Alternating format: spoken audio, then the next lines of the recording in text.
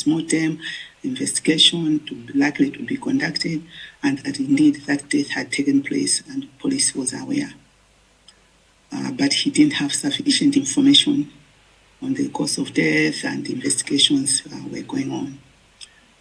There was also no clarity yet in terms of the exact location of the funeral, but that there were probably family consultations underway, since there was an uncertainty as to whether burial would be in Blantyre or in Carter Bay. So based on that, in my own, now as a person, it was in my considered view that probably then burial would not be quick. If they are going to do post-mortem or carry the body maybe to Blantyre, then Carter Bay. So that was my thinking. The same afternoon, I contacted the clerk to cabinet to actually find out whether preparations for memo have started, whether he had heard about the funeral and preparations for memo, because being a former cabinet minister, military honors would be there. But there was, of course, uncertainty as to how to proceed, knowing that Honorable Kasambala had a court conviction, raising the question whether he would be entitled to the military honors. So with that information, I consulted the Minister of Justice on the correct procedure and whether military honors would apply or not. And the Minister of Justice advised me that the decision on military honors was the President's prerogative and was not only dependent on whether there had been a conviction. In that case, I relayed back to the clerk to cabinet and I advised him that regardless of the conviction actually, which was there as a discussion between us, the matter of military honors remained the presidential prerogative, and that OPC's duty to provide condolence money and government representation, given that Honorable Kasambala was a former minister, we still had that obligation. So following this, of course, they did the initial draft, but I finally finalized it and submitted a memo to the President, notifying him of Mr. Kasambala's passing and also seeking approval on 3 matters. Number 1, it was military honors to be granted to the late Kasambala as his prerogative. Number 2, recommendation that Honorable Richard Chimwendo represent the government at the funeral. And number 3, release of condolence money, which the clerk to cabinet had advised me was 5 million kwacha to the family. So the President approved these 3 requests. On Sunday, I had traveled initially to Area 25. There was a Sunday paper in the morning. It was a big function. But thereafter, I went to my village because I was preparing my mother's tombstone the following week, unveiling. So while I was there on my way, I saw on social media, I think, that contrary to my earlier assumption, the funeral of late Kasambala burial was going to take place the following day on a Monday in Katapi. And also comments circulating that Vice President would be attending. So, of course, it made me like, since I had that assumption initially, I didn't really pay much attention that it would be maybe a few days away. This now made me really to panic a bit because then I had to follow up. So knowing that I was away whole day, I first of all tried to find out whether there was any memo which had come to the house as feedback from the President, because sometimes State House would call, my assistant would go collect memos and deliver them at the house. So there wasn't, and when I followed up, and before following up with the President, I called the PS in the Vice President's office, Lucky Sikwese, to check with him whether the Vice President was indeed back in the country and whether he would attend the funeral. His response was that sanabanga chiganizo. So I said, okay, mugabanga chiganizo then mutiuze. My main reason actually within me was to establish, for protocol purposes, that if the vice president was going as the most senior member of cabinet, then he should be accorded the right protocol to avoid a situation where the most senior government case would be a minister in the presence of a vice president. That is, it's out of order. So this was really my main concern. So when I reached home, that was around, I think, 5, 6 p.m. because I was on the way from the village going to Lilongwe. I also sent a message to the president following up on the memo that had been sent to his office the previous night, which was a Saturday night, and he indeed responded that he had already cleared the memo and that probably delay to reach me was that being a Sunday, his team was not in office. So he confirmed that we were to proceed with the condolence money and with Honorable Chikwendo to traveling to represent government. Between approximately 7, because remember it was between 5 and 6 I was coming from the village, but I think between 7 and 9, I don't recall much in terms of the exact times because my phone is still in the custody of police and I've not been able to use it to help me jog my memory and find some of the conversation I was making that time. But what I recall, to the best of my recollection, is that I made and had received a series of calls regarding the funeral arrangements between that period. First, I had called the clerk to cabinet to inform him that the funeral was in fact indeed the next day and that we needed to expedite processing of the money and the other required arrangements. I also, then I got also Mr. Sikwese subsequently called me back to inform me that yes, the vice president would indeed travel and that he would be traveling by plane. So following this, I called Honorable Chikwendo to convey that the vice president would be attending and would therefore represent government. But we discussed that he should still proceed to the funeral and support the vice president. So the issue was now the travel, since the vice president was traveling by plane, and it was, okay, let me find out if he can just join the vice president on the plane. So I called Mr. Sikwese again regarding a seat for Honorable Chikwendo. But he told me there was no space available on the aircraft, as then Madam Mary Chilima was also going, and he said even him, the PS, would not be traveling on the plane. I therefore conveyed this to Honorable Chikwendo, and we agreed that he should just travel by road, start off maybe around 4 a.m. I also received a call from the Attorney General, Thabo Nyirenda, who was seeking to find out whether military honors would be granted, and he was actually asking me to write a memo to His Excellency the President, then requesting the same. And but after his call, I also got a call from the President, who informed me that, of course, he had decided that military honors should be given to late Kasambara. So following this, I called the clerk to cabinet again to ask him in terms of protocol, that what is the procedure for arranging military honors. He advised that the first step would be to speak to the legal officer at the Malawi Defense Force so that they begin the process. So I instructed him that he should proceed to call the MDF legal, inform him the directive on military honors, and also proceed with the required necessary processes.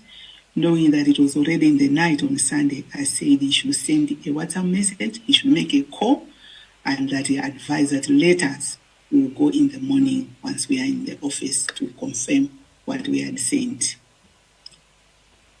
I also personally sent a message directly to the MDF commander, informing him that the President had directed that the late Kasambara should be given the military honors. So this was on Sunday night. On Monday, 10th June, in the morning, likely around 8 a.m., I think, I received a call from the MDF commander informing me that since the funeral was now involving military honors, then the Minister of Defense maybe would be representing government. But I informed him that this would not be proper procedure, as a vice president was going there, and as per cabinet protocol, this was the most senior member of cabinet proceeding to the funeral and would be the one then to represent government. I subsequently received a call also from Minister of Defense, then Honorable Haren Kandawire, who informed me that he would be representing the government at the funeral, that the president had called him directly and instructed him to do so.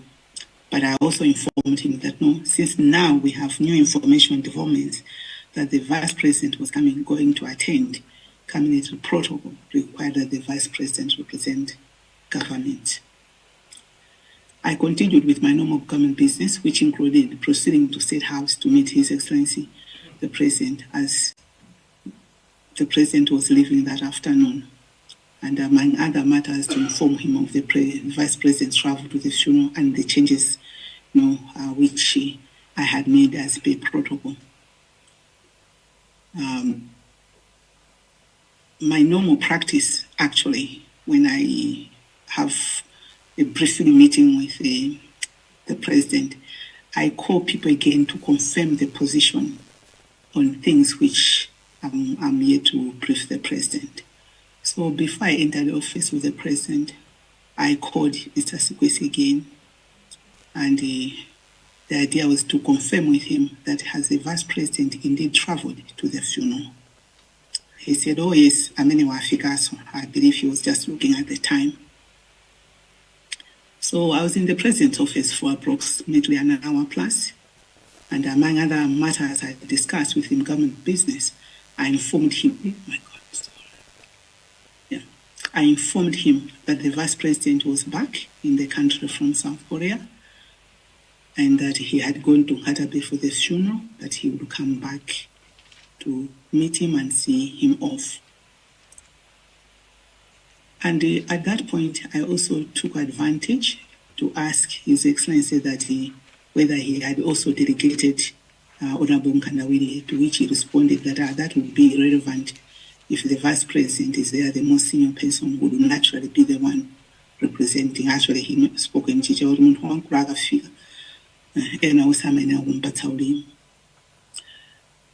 Upon exiting the President's office, I can't recall exactly, but I got to, either it was on, because normally I would still go browse, Facebook just to see what is going on. I don't know whether it was there. I saw that the Vice President's plane had been unable to land due to bad weather in Nzuzu and was returning back to Lilongwe. So I attempted to call Mr. Sikwesi, the PS, but was unable to reach him due to poor network connectivity, because between the gate of State House and the other second gate and in that river, normally the network is bad. So we're failing to speak to each other. But I sent him a brief message apologizing for my inavailability and the network issues. This was around 12, I think past 12, because I stayed in the President's office almost an hour plus. So there were several things I needed to do before leaving. I had planned to leave for the airport at 4 to see the President off, but there were several things I needed to do before that time. So when I came to my office, I continued with my government business, called a few people who I was giving them some instructions, the PS of HR, the PS Finance, the Director Legal, and there was also the Special Advisor to the President, Mr. Chivunde. So I had sent these other people to do some press releases. The other one was to do a memo. The other one, it was letters of appointment. But then my executive assistant came. At that time, I was now remaining with Mr. Chifunde in the office. So my executive assistant came and says, Madam, airport commandant is looking for you. So I said, okay, call him back. So when he called, he now told me that, oh, Madam, we can't locate the Vice President's plane on the radar. So I said, have you checked with Nzuzu? What Nzuzu says, no, they can't also. I said, what about Kalonga and Likoma? So he said, let me check. So he called, and then a few minutes, like 10 minutes later, he called me back to report, no, those places, nothing. I said, what about neighboring countries like Mbeya in Tanzania and Mfue in Zambia? He then said, maybe we need foreign affairs. I said, no, you have no time for not verbals. To use your regional cooperation, arrangements, trigger them. So he went back, but it took him almost another 30 minutes or so. Then he called me that there's nothing in those two places as well. I said, then he says, but can you help us with maybe the CEOs of Airtel and TNM? Because using their towers, sometimes we can do what? We can follow, our contacts. But now, because it's now after one, we've triggered rescue and search, because the last communication was that they were around, would come in via northeast. They were talking of 25 something nautical miles, that northeast Ekwendeni side. So immediately I called Daud Suleiman, who's the DG of Makra, that can you link me with the two CEOs right now?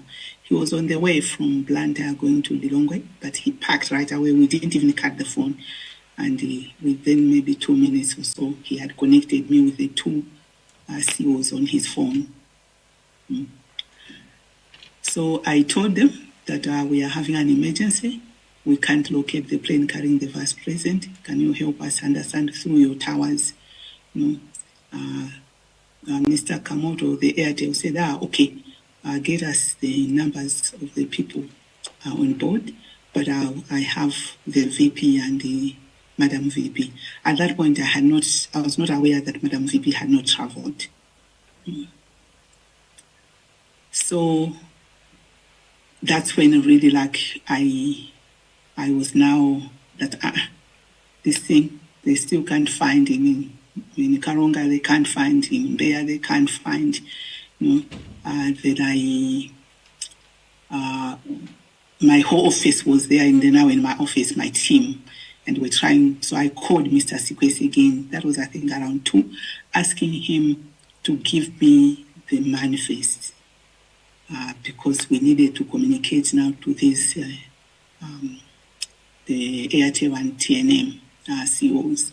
So when he gave me the names, there were no phone numbers, and my team now were looking for the phone numbers. The first one was Lapken, because it's somebody my executive assistant linked often due to office matters. So it was, I have Lapken's number. So we got that one, called the CEO Airtel, gave him that, okay, he should check. And so it was now to and fro, because whatever numbers were being found, we're now communicating the TNM number will send to the TNM, the Airtel numbers to Airtel. Whether there are 2 numbers of one person, we'll send both. So we're doing that to and fro. And then the CEO of Airtel called me that one of the phones, madam, was live around 12:30. I think 12:30, somewhere there. But it is showing a signal of reply tower. So immediately I called the airport commandant that one of the phones is showing a signal of reply tower. He was saying, okay, can you check with them? Maybe they can give us Google coordinates. But when I checked, he said, no, when it's now on the tower is where there's a reply roadblock. So it would be 10 kilometers radius around that area. We are not able to establish the exact within that 10-kilometer radius. It should be possible. So I told the airport commandant again that I understand this 10-kilometer radius. I think it's at that point, that is now my thinking, at that point that now the search changed to go towards Chikangawa because of this new information we had from Airtel. But then the CEO said, I'm having confusion because Madam Mede's number seems to be showing Karonga. So I called the PS again, that where is Madam VP? Did she travel? They said, no, she didn't travel. So that's when I called back to clear that, no, leave that one. Apparently she didn't travel. So in that process, when I noticed also time was already coming to 2:30, 2:30, knowing that the president is scheduled to leave. So I now said, I better rush to State House to inform the president of the developments, which are unfolding in the country. I then called the IG of police. I said, can you please, I didn't disclose what it was. I just said, emergency, please start off, let's meet at State House. I also called the commander, MTF, that emergency, please start off for State House, let's meet there. And then I called back the airport commandant to send me, I said, just write for me, whether it's in ink, just write for me and send on WhatsApp the time the plane left, when they communicated with Nzuzu, the time you were expecting them back, the information you have this far. So he was doing that while I was still communicating with the CO, COs, giving them the different numbers. And then the Inspector General called that, oh, I'm in State House, where are you? Then I started rushing there. I called the ADC that we want to see. He was already out because they were preparing for travel. And that's when I mentioned that I understand the VP's plane is not found on the radar. So he also said, let me rush back to the office. So when I was entering the waiting room where the IG and the commander were, the CO Airtel called me again and said, oh, we found another phone, which was also live, but it's also showing, one of the numbers was also showing reply tower. So at that point, I called the CO reply, but he was in Lilongwe. But I informed him that we need help since they are having like 20,000 hectares at reply in the forest and that there are experts moving around. So I said, can you please help us in case, he said they will use their drones and the like. And then, of course, the IG, the commander and myself, we then met the president and briefed him the developments which were unfolding in the country. And at that time, that's when the president directed that he should issue a press release to inform the nation, and that also he has cancelled his travel.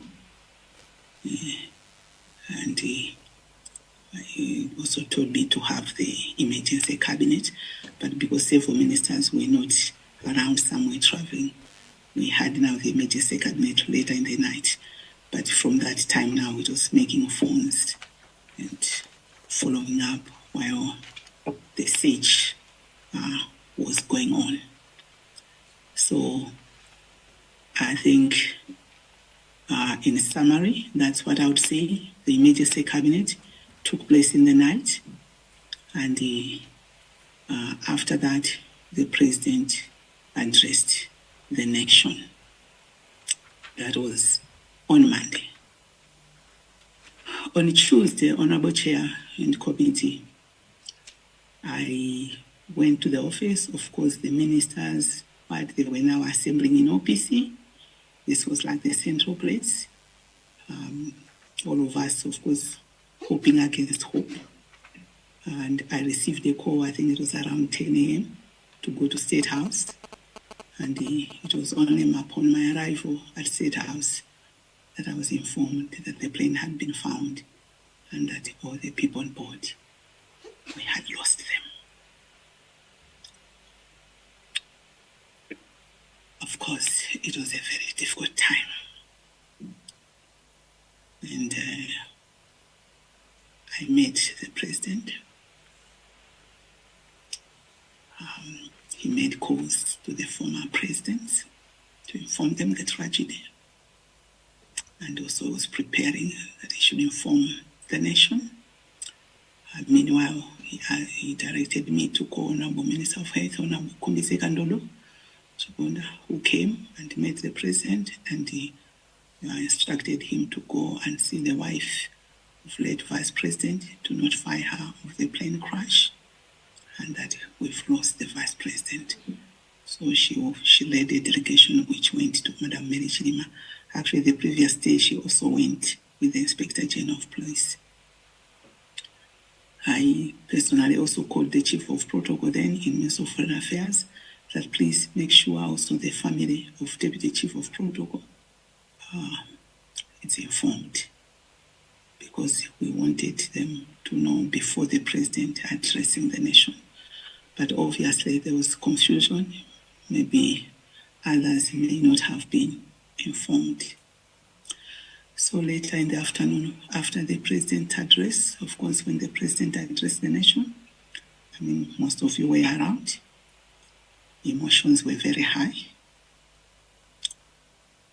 But later that day, we called a meeting of various government institutions, including the MDF, to discuss the logistics for the repatriation of the bodies from Chikangawa.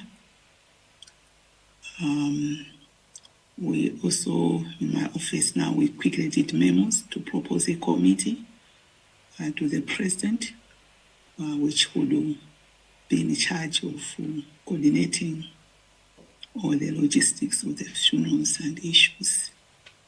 And that committee was chaired by Honorable Titus Imvaro, who was the Minister of Justice. The MDF was the one handling the transportation of the bodies to Lilongwe, while the Minister of Health were the ones sorting out about ambulances, mortuaries, and all that. Initially, it was that it would be at Lilongwe Air Base, but since it was getting late, apparently I heard that I think the helicopters were fueling in Kasungu. It was that, no, it's better they just land at Kia, where there was proper lighting, as it was getting dark.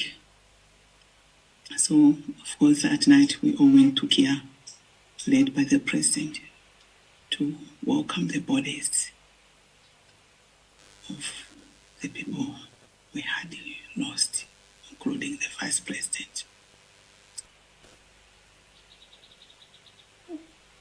I think in response to the summons and the chronology of the events, maybe at this point I can stop here. But of course there are events which followed the other days following this, but in terms of preparation up to the point the tragedy happened, this is where I would stop, Honorable Chairman and Committee. Thank you for listening. I submit.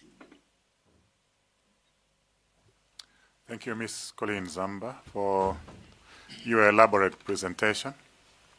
We could hear you clearly. We could hear you clearly. I want to guarantee you that, which means most likely members will also ask you questions because your presentation was very clear. May I open the floor to members? Mwanza Central.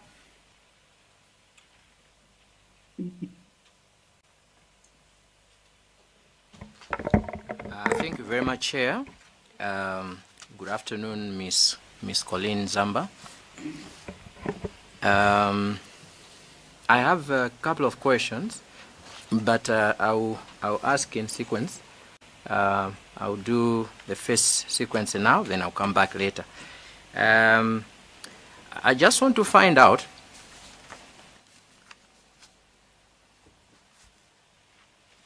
if the president called you before your meeting with him after 2:30 p.m. Did he call you to give you any instructions regarding the incident before you met him at 2:30 on 10th?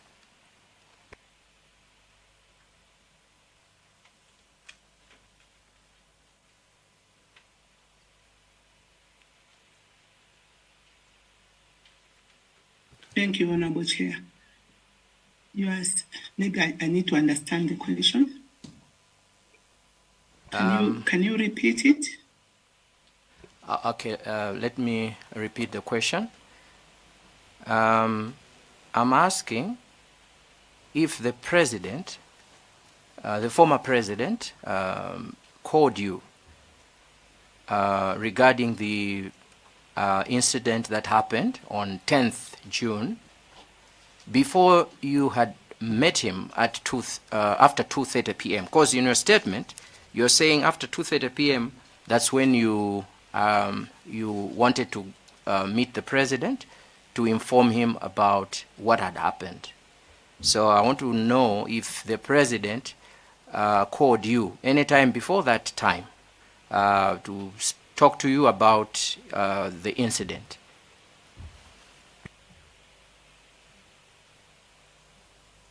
Honorable Chair, I'm getting mixed up because are we talking of Monday the 10th or Tuesday the 11th? Because the incident, the tragedy that it was now 11th when it was found. But on a Monday, it was the missing plane. Yes, I'm talking of the missing plane incident on 10th of June. Because in your statement, you're saying on 10th June, after 2:30 p.m., you called the Inspector General, the Army Commander, because you wanted to go and brief the President about the missing plane. So I'm asking if you had any conversation with the President before that time regarding that issue. I didn't have any conversation regarding a plane missing. I only had a meeting in the morning to brief him, as I've indicated, since he was traveling. But about the missing plane, no. Okay. Now I'm asking, and when you met him after 2:30, was it hearing it from you for the first time, or he had heard it from someone else? I wouldn't know. Because now I was going as Secretary of the President and Cabinet, formerly in the company of the IG and the Commander MDF. It is me who called the two that please rush to State House, we have emergency. Yeah. So I don't know whether he had heard before or not. I understand. Chimene ndikufunsa nchonena kuti mutakumana nawo president after 2:30 p.m. mwalongosolera. Mutalongosolera kuti ndikudzakuwuzani nkhani yokuti ndege imene anakwera vice president sikuoneka komanso sakutha kuyankhulana nayo. President anaoneka kuti nkhani yakuimva kumene kapena munali kuti mwina inunso mukuwauza atamva kale. Ndi zimene ndi kufunsa. And I honestly can't, because we're all in shock and we are explaining developments and efforts we have all been doing. Timanena ndimalongosolera kulongosola zimene zachitika zimene tayesetsa maifoti amene ndapanga ineyo ngati mbali yanga kuti ndalankhula zonse ndalongosolazi ndinalongosola mmene. Okay, so bwana sana ndiuze kuti anava kapenayi. It was now action kuti tipange press release to inform the nation, cancel the ulendo. For that time it was like in 20 minutes in the ramene umanyamuka. There was no cancel ulendo. Zikoma kwambi. Nimafunsa funso limeneli chifukwa chonena kuti panabwera a former commander IMDF. Ndi ananena kuti iwo 25 minutes to 11 anawayimbira president kuwafotokozera kuti ndege imene anakwera vice president sinatere kumzuzu komanso they have lost contact with the crew. Ndiye ndimafunsa chifukwa chonena kuti a president iwo adadziwa kuchokera kwa a commander Malawi Defense Force 25 minutes to 11 mamawa za zimene inu mumakauza after 2:30 p.m. So nimangofuna ndimve ngati adaonetsa kuti anamva kale ndi chilipo kale china chimene amachita. Ndathokoza poti mwanena kuti simukudziwa simunaonenso kuti anaonetsa motero.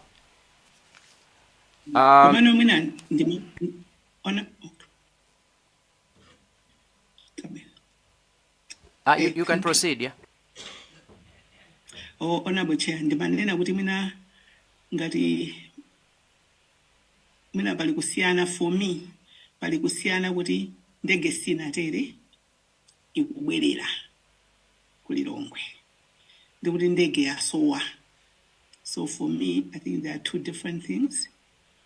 Chifukwa choti kubwerera ine mwina nkati mwanga sinatutumuke kwambiri because ndinabwererapo kuchileka kuti ndege takanika kutera weather. Then knowing inzuzu weather kuti akubwerera ndege sanatere kunzuzu.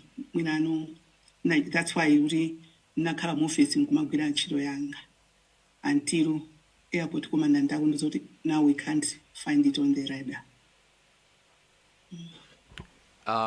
Zikoma kwambiri mai Zamba. Ndiwerenga statement imene analemba commander IMDF pa page 4 ndime 6 analemba kuti briefing of the then commander-in-chief. At approximately 10:35 hours, I contacted His Excellency the President and Commander-in-Chief to inform him that MAF Tango 03, carrying the Vice President and other passengers, had failed to arrive at its intended destination, and that contact, I quote, contact with the aircraft had been lost. That was at 10:35. Sama auza kuti ndegeyo yabwerera, koma amakauza kuti sinatere, ndipo kukanika kuyankhulana nawo anthu amene anali mu ndege imeneyi. Ndiye ifwake ndinafunsa ndithu funso limene lija cholinga kuti tidziwe kuti kodi president amaonetsa kuti adziwa kale kuti ndege imene anakwera vice president sikuthanso kupezeka pena paliponse, ayesera kuyankhulana nawo sikupezeka. Nde chimene ndimafuna kutsimikiza kwa inu kuti kodi mutawauza adaonetsa kuti nkhaniyo amayidziwa kale, ndiye mwanena kuti simukudziwa. Zikoma kwambiri. Chachiwiri chimene ndimafuna kufunsa mai Colleen Zamba ndi nkhani ya ulendo mwayika pa 5 p.m. A vice president atafika, nkhani imene mwazina zimene zimasokoneza kuti akachite nawo attend burial ya Raf Kasambala malingana ndi maumboni amene abwera kuchokera kwa anthu angapo. Choyamba kunali kuti analata topa. Chachiwiri kunali kuti a president amanyamuka 1 p.m. kupita ku Bahamas. Ndiye chifukwa cha chimenecho amaona kuti akapita ku maliro sakwanitsa kubwera kuti adzawaperekeze. Programu imeneyo inapezeka kuti yasintha kuti inosanyamukanso 1 p.m. a president anyamuka 5 p.m. Mungatithandize ngati komiti kuti kodi chiganizo chochoka 1 p.m. kuti ino anyamuka 5 p.m. chinapangidwa nthawi yanji?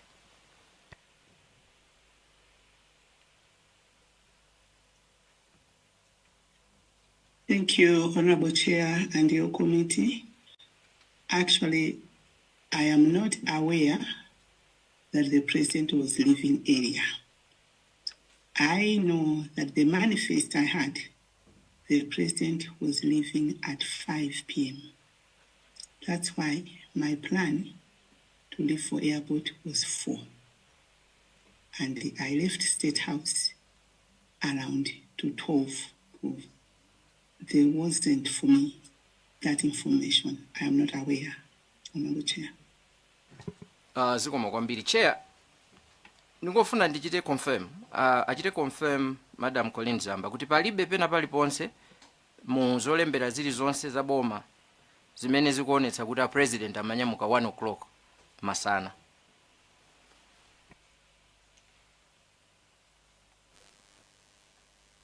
Honorable Chair and Committee, I can only confirm what I know.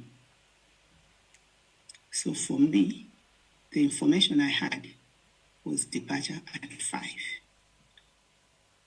So if there's other information, then I'm not privy to that information. Zikoma kwambiri. Chair, mujanda nenera mafunso ndili nawo ambiri, ndiye komano ndipereke mpatanso kwa anzanga afunse ndi bweranso nthawi ina kudzafunsa mafunso enawo. Zikoma kwambiri Chair.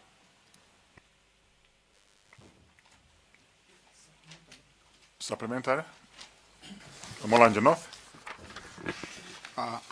Zikomo kwambiri anga ndi supplementary pa mafunso amene afunsa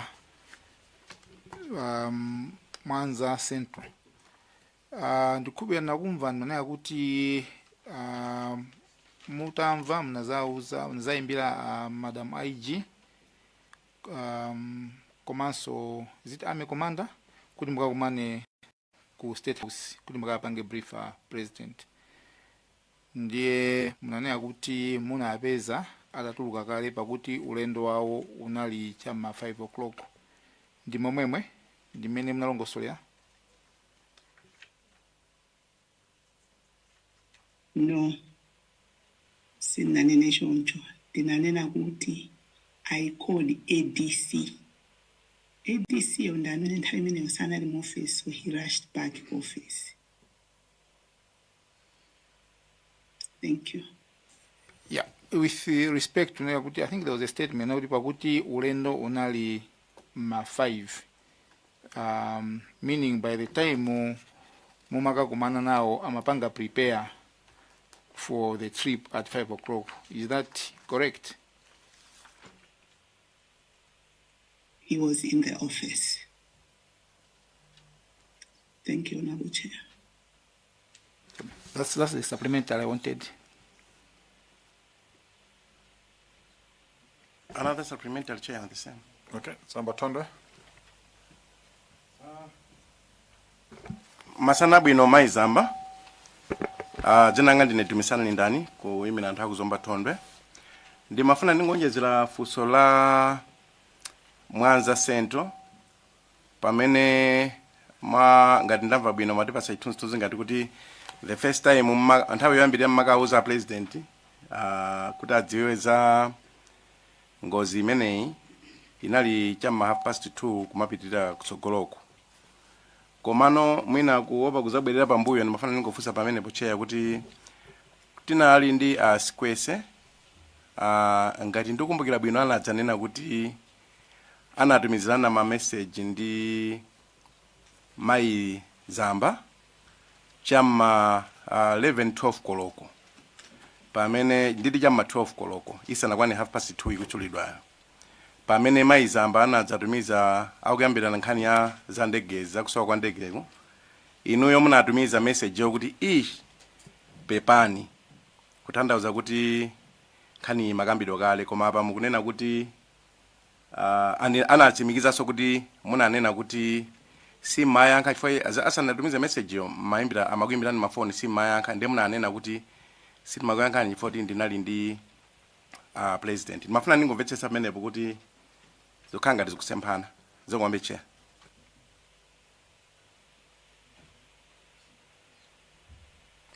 Thank you, Honorable Chair. Palibepo kusempana umeneka. Sikwese mmene ndimalankhulana nawo it was nkhani yoti ndege sinatere kumzuzu because of weather. Ndiye kuti anthu akubwerera.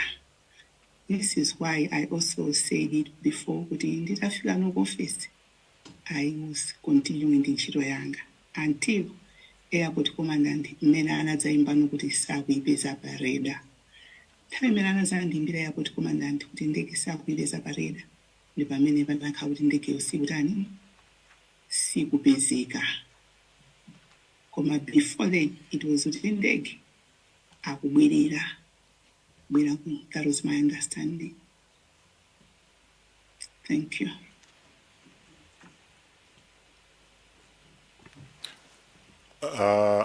Mwina tingomvetsetsa mukunena kuti munamvetsera uthenga kuti ndege ikulephera kupanga land kumzuzu uthenga woyambirira unali umenewo ikulephera kupanga land kumzuzu nde ikubwerera kulilonga. Tatisimikizira kuti simukukumbukira kuti uthenga umene munaomva kutiko? Sindikumbukira kuti ndinamva kuti koma ndikuganiza kuti either ndinaona pa social media, but I can't locate who said this to me, where I picked it. that I'm failing to locate. Ndi mmene munapangira react mutamva za imfa ya Raf Kasambala pa social media mukuti munafunsa a deputy inspector kuti apange verify musanapange act chifukwa simafuna kuti mungopanga act pa zankhamba kama za pa social media chifukwa chani mutamva information unverified kuti ndege ikubwerera lephera panga land iniyo simunayimbire bwanja inspector general kuti afufuze pakuti munthu amene amakhuzidwa anali vice president. Thank you, Honorable Chair. I called the office. I was trying to get the office of the Vice President, the PS, Fundamental Manager Communicate on the VP's travel. And number two, why weather, it was not a strange thing because and this would typically the president before tinale pero pita kulwangwa twice chifukwa cha weather sanati kubwera ndege so mene wakauta palingati muti akubwerera ndege. That's why I was calling Asikwesi to confirm kuti ndikufoti ndege sinatera abwerera, and then he said, oh yes, he also was calling to inform me that. I said, pepani. So ndikufunsa foseri because pali press statement mene munapanga issue article mweri ngati sinomwira jamma 4. Yeah, so that press statement, it was sorry, Honorable Chair. Yes, imene munapanga state bwino kuti the plane had failed to make its scheduled landing at Mzuzu Airport at 2 minutes past 10. Now, President mene imapangida issue jamma 4 iniyono muli very clear kuti ndege yasowa. Bwanji sumuna pange clarify nthawi imene pa 4 o'clock kuti ndege yasowa malo mungonena kuti it failed to make its scheduled landing.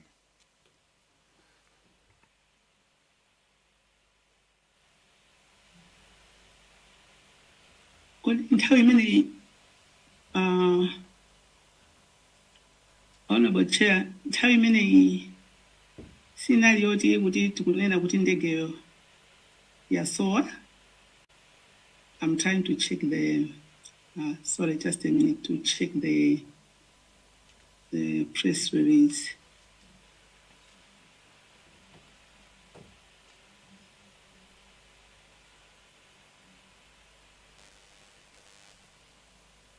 I think the paragraph 2 of the press release is saying that all efforts by aviation authorities to make contact with the aircraft since it went off the radar have failed this far. As such, the commander of the Malawi Defense Force has since informed His Excellency the President of the incident, and the President has since cancelled his scheduled trip for Bahamas and ordered all regional and national agencies to conduct an immediate search and rescue operation to locate the whereabouts of the aircraft. And that the public will be updated of any developments on this situation as facts get established. So this press release was done. Yes, I think it's around 4, but it informed the nation that the plane was missing. Yeah, but the information was misleading, that the plane had failed to land in Mzuzu.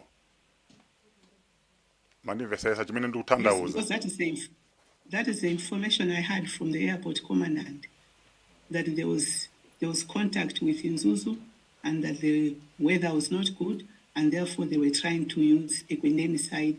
They were not 25 nautical miles away.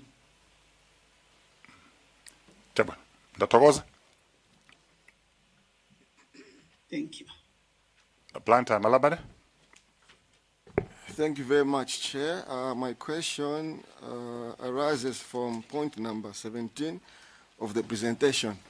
Pa mau anu, Madam Colleen Zamba, former SPC, pamene a president ananena kuti muntu wankulu akafika ena onse amenera kumpatsa ulemu. I want to find out if you could elaborate more on the kind of relationship the former president, Dr. Chakwera, the the late Vice President, Dr. Chilima, keeping in consideration the kind of turbulent relationship they had had since 2020. The Tonsi Alliance was formed. It was a beautiful alliance. 2021, 2022, it had collapsed. 2023, 2024, the late Vice President was prosecuted, and then the case was dropped. Thereafter, he was delegated by the President to represent him. So I want to understand the kind of relationship they had after the case was dropped. Thank you.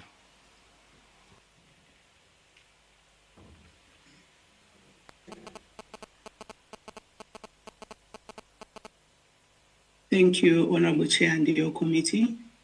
For me, I think there was mutual respect of each other. They were brothers on a mission on development of Malawi. And very cordial, we had a cabinet retreat where, I mean, you could see that, oh, these people are brothers. Thank you, Honorable Chair.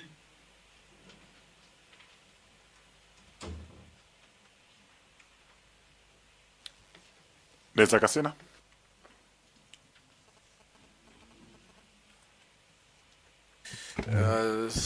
Thank you so much, Zikomo Chair.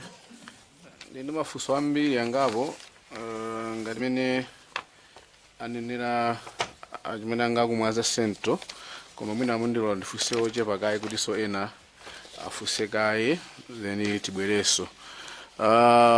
Masana abwino mayi Zamba. Ndimafuna tiyambire nkhani ya presentation yanu mwaperekayi. Ndimafuna bendera peza be clearance ya delegation ya kumaliro ya kwa Rafu Kasambala. Point number 6, mnafuna mundandipanga confirm kuti recommendation ya Honorable Richard Chimwendo Banda kuti akayimirire ku boma kumaliro a Rafu Kasambala inapanga ndi office yanu kupita kwa president, and ndimene mwina mudatitsimikiza kuti ndimene a president adapanga approve.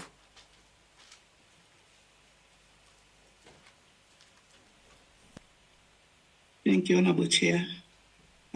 Honorable Member, yes, this was a recommendation and this was approved.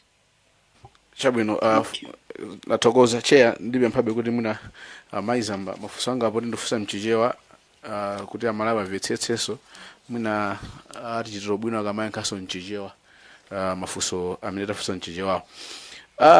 Ndifuna ndimvetsetsetso pano kuti president asainira memo apanga approve kuti Honorable Chimwendo ndi amene akupita kukayimirira boma. Pa 10 mamawa 8 o'clock presentation yanu munena kuti day 3 ya Monday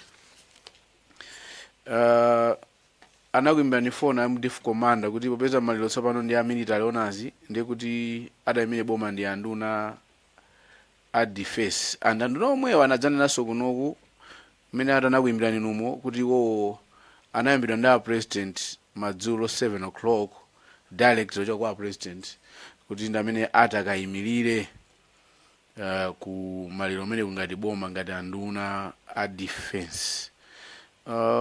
Mwina mutatithandizako ngati community kuti zinakhala bwanji kuti a president omwewo mamawa ache kandi masana ache tsiku lomwero apangofalize memo munalemba inu dzina la Richard Chimwendo Banda zikufika kuti madzulo ache tsiku lomwero ayimbira ahale mkandawire kuti ndi amene atakayimirire pakhala ngati pali kachisokonezo pang'ono. Mwina zinakhala bwanji kapena nangosaini na president wa asakudziwa kuti pali dzina la Chimwendo kapena approve ina bwera pa phone yapakamwa.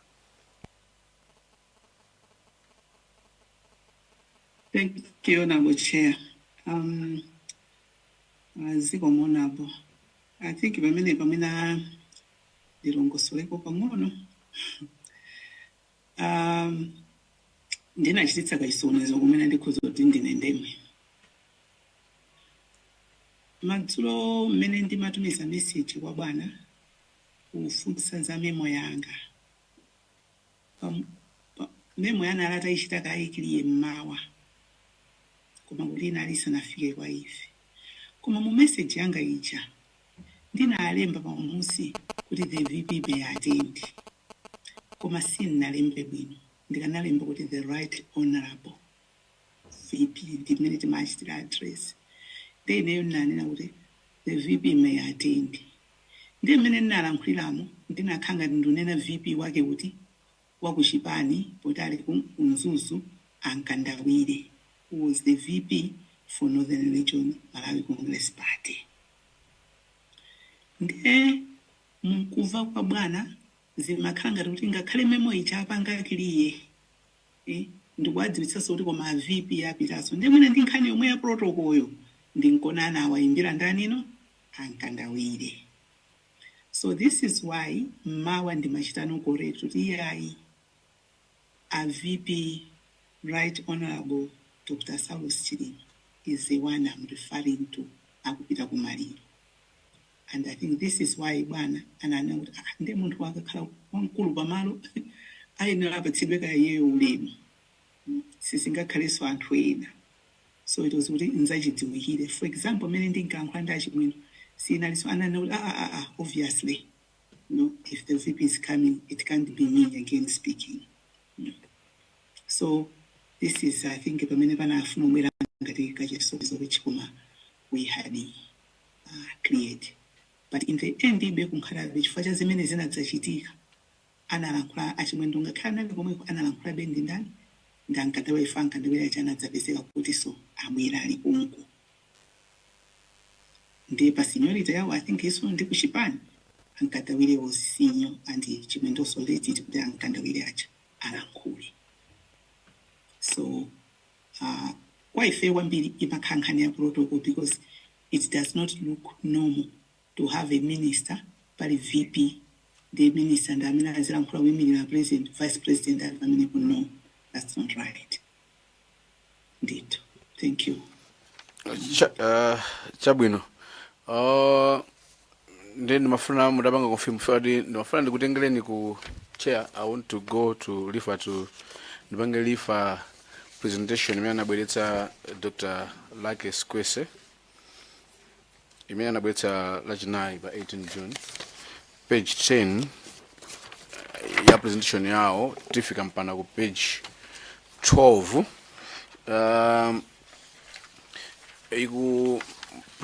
ndiyambira ndi bullet number 16 ya presentation ya Zamba mbonera kuti mudayimbira musanalowe mu office ya president approximately at 10 to 10:30 mamawa munayimbira Squese ngati piyeso kwa vice president kupanga confirm ngati vice president apitadi kumaliro and ngati ndapanga kuti mwana kuti he confirmed that yes in courts afikaso ndichonje.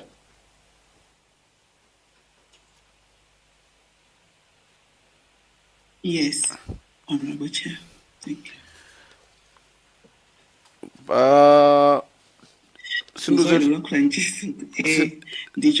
Sindikudziwa kuti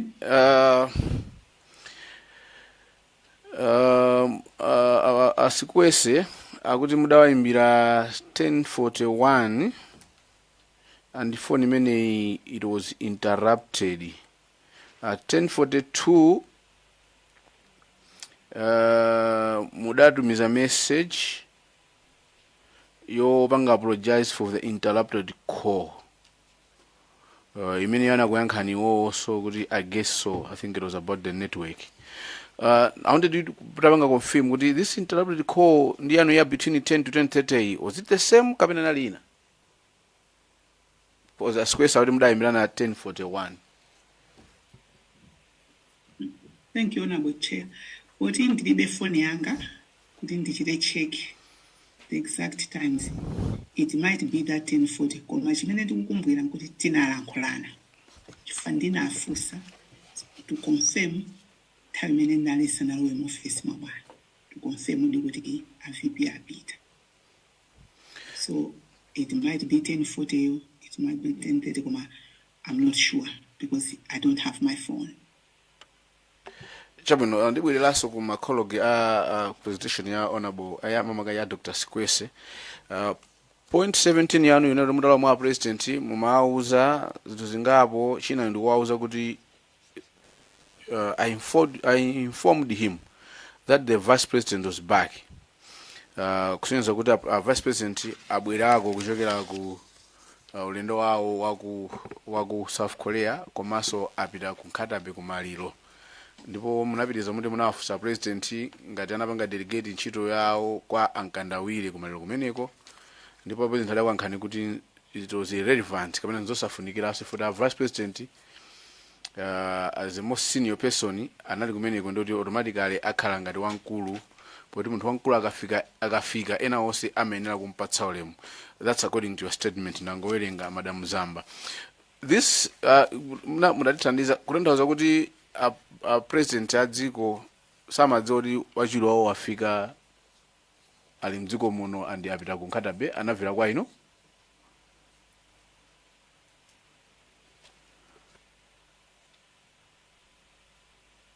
I think bwana sana tiwe kuti VP wabwera. Chabwino ndiye That's why there was a he misunderstood my VP to mean Honorable Nkandawire. Thank you. Asikwese akuti mukuti munaduka finge mu meeting mu is it mwabwera ku office 1 o'clock plate number 19 chair Asikwese page 11 page 10 ya presentation yawo amadero kuti adaiso kuimbirani at the 3 minutes past 11 koma simuna yanke 7 minutes past 12 munadumizira message Asikwese yowauza kuti heard that the plane failed to land weather.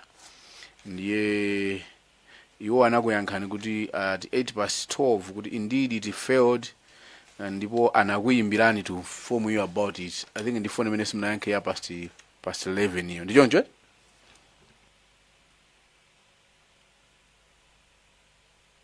Imene yikhoza ukhali omweyo. That's why ndikunena kuti phone ya between 10:30 ndeuti ndinali ndisanawe mu office mwabwana. If already ngati ndimatumiza amandiyimbira past 11 sindinayankhe then ndimadzayankha past 12 ta ndinali ndi bwana.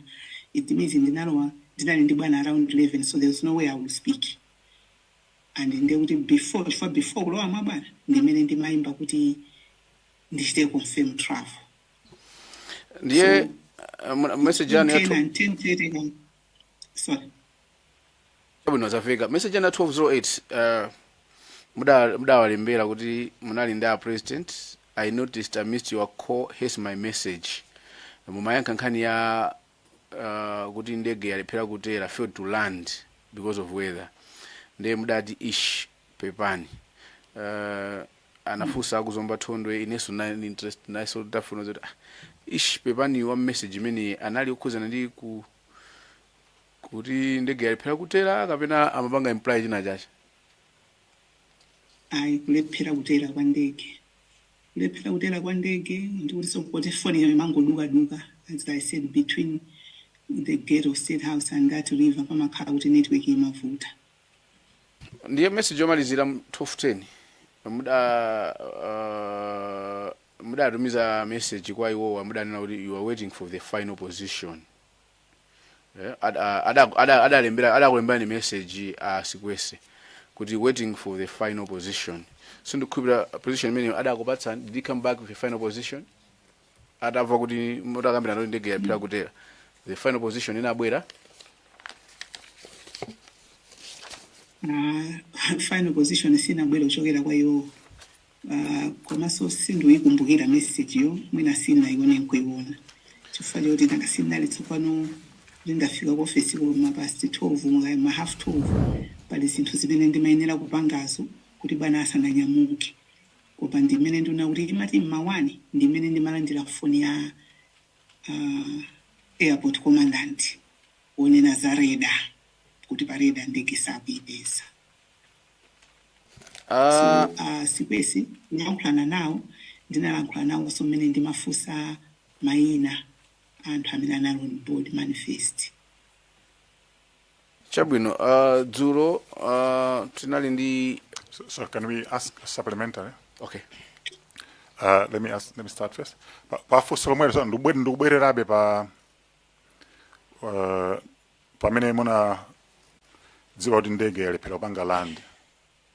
Ndakufunsani funso chifukwa chani simunapange take ma action manena kuti it was normal kuti zimatheka munthu kupita ku airport ndikubwerera nde mukamabwerera kuita kuti longwe so munapitirizabe kupanga ntchito zanu zina ndi zina. Kwa inu it was normal.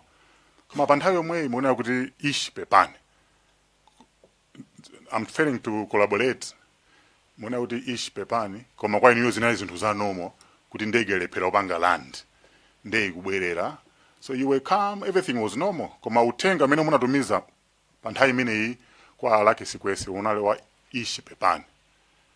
How normal was it to you when you were saying ishi pepani at the same time? Pepani onabo chair ndi mawu amene timagwiritsa ntchito nthawi zambiri. For example, nanga si plan inali yopita kunkhatabe ndi kunkhatabe kwalephera iwanise pepani because it has not moved according to the plan. So Thank you. Chair, another supplementary. Dezakasina inayamba bwinobwino ipitiriza kwa makoa omwe aja amanena kuti munayankhula na machita na communicate ndi Lucky Sikwesi.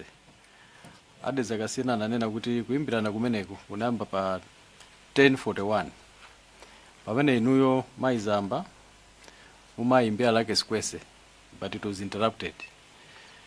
Nawonso anayesa koma simunagwirane munazagwirana 7 minutes past 12 ndi pamene mumanena anu kuti tamva kuti ndege yakanika kutera. Ndimangofuna ndiziwe kuti pochita initiate makoa amene wa 10:41 uthenga wake unali omwewu onena kuti mwauze kuti mwamva kuti ndege yakanika kutera. Sitazita introduce ndine James Mpunga, Zomba City South Constituency. Ndiluyona bochea uthenga wake sona lumenewo. Fone ndinayimba ma past 10 inali yoti ndipange confirm lipasha kuti ndikalowa mwapana ndauze chogwirika. Thank you. Dezakasina, floor is yours. Thank you so much, Chair.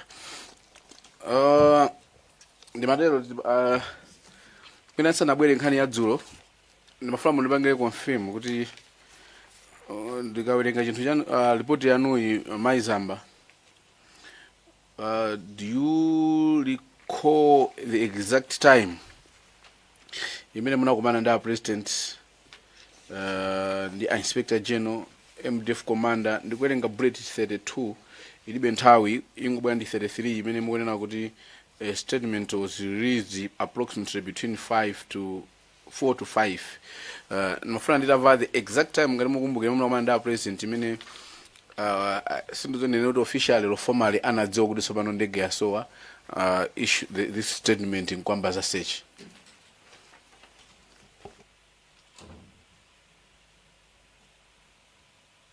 Ndiluyona bochea mwina mungu okozerako pang'ono sechi idali itayamba kale as per malamulo aviation. Ndipo mafone oseti mapanga aja kuti kutawa tipese na mwina ku Airtel tipatseni manambala so titapita kwa manako tinauza zosema ifo titapanga wankona kuti ndege sikuta sikupezeka. Ndiwe monga ndanena kale kuti ine phone yanga ikadali ndi polisi ndiye mwina ikadali ndithandiza ndichita ko jog memory yanga pomayang'ana ma message koma mongo yerekeza ndikuona kuti nthawi imeneyi iyenera kukhala kuti idali ma 3 past 3 muone kuti awa achina Sikwesi weti mafusa na manifest chakuma 2 ndiye ndapanga mafoni onsewa plus ndaimbira awiri wakulu a security wakuti apezeke ku wojeni kuti it was between 2 and 3. So ndekuti mmene timaonana ndi bwana iye nokhala chakuma 3 chifukwa after that ndimene timachita week on press release kupanga release ndapangira konko ku State House sinachokenso. Chabwino zikomo kwambiri ndikhulupirira kuti mwina abeza ku Malawi kuno muzitsatira chair sinavi khangati paja amati ndapoti muli kuchipatala mwina mukhani nthawi ngati munatenga nawo nthawi kumvetsera anthu amene amabanja atakumana nawo. Tiyambire za dzulo. Dzulo tinali ndi former second lady of the country Mai Mary Nkamanya Chilima dzana likhale dzana osati dzulo makamaka. Chair ndikuona presentation yawo iyi page number 5 anakambapo nkhani yokhudzana ndi kuti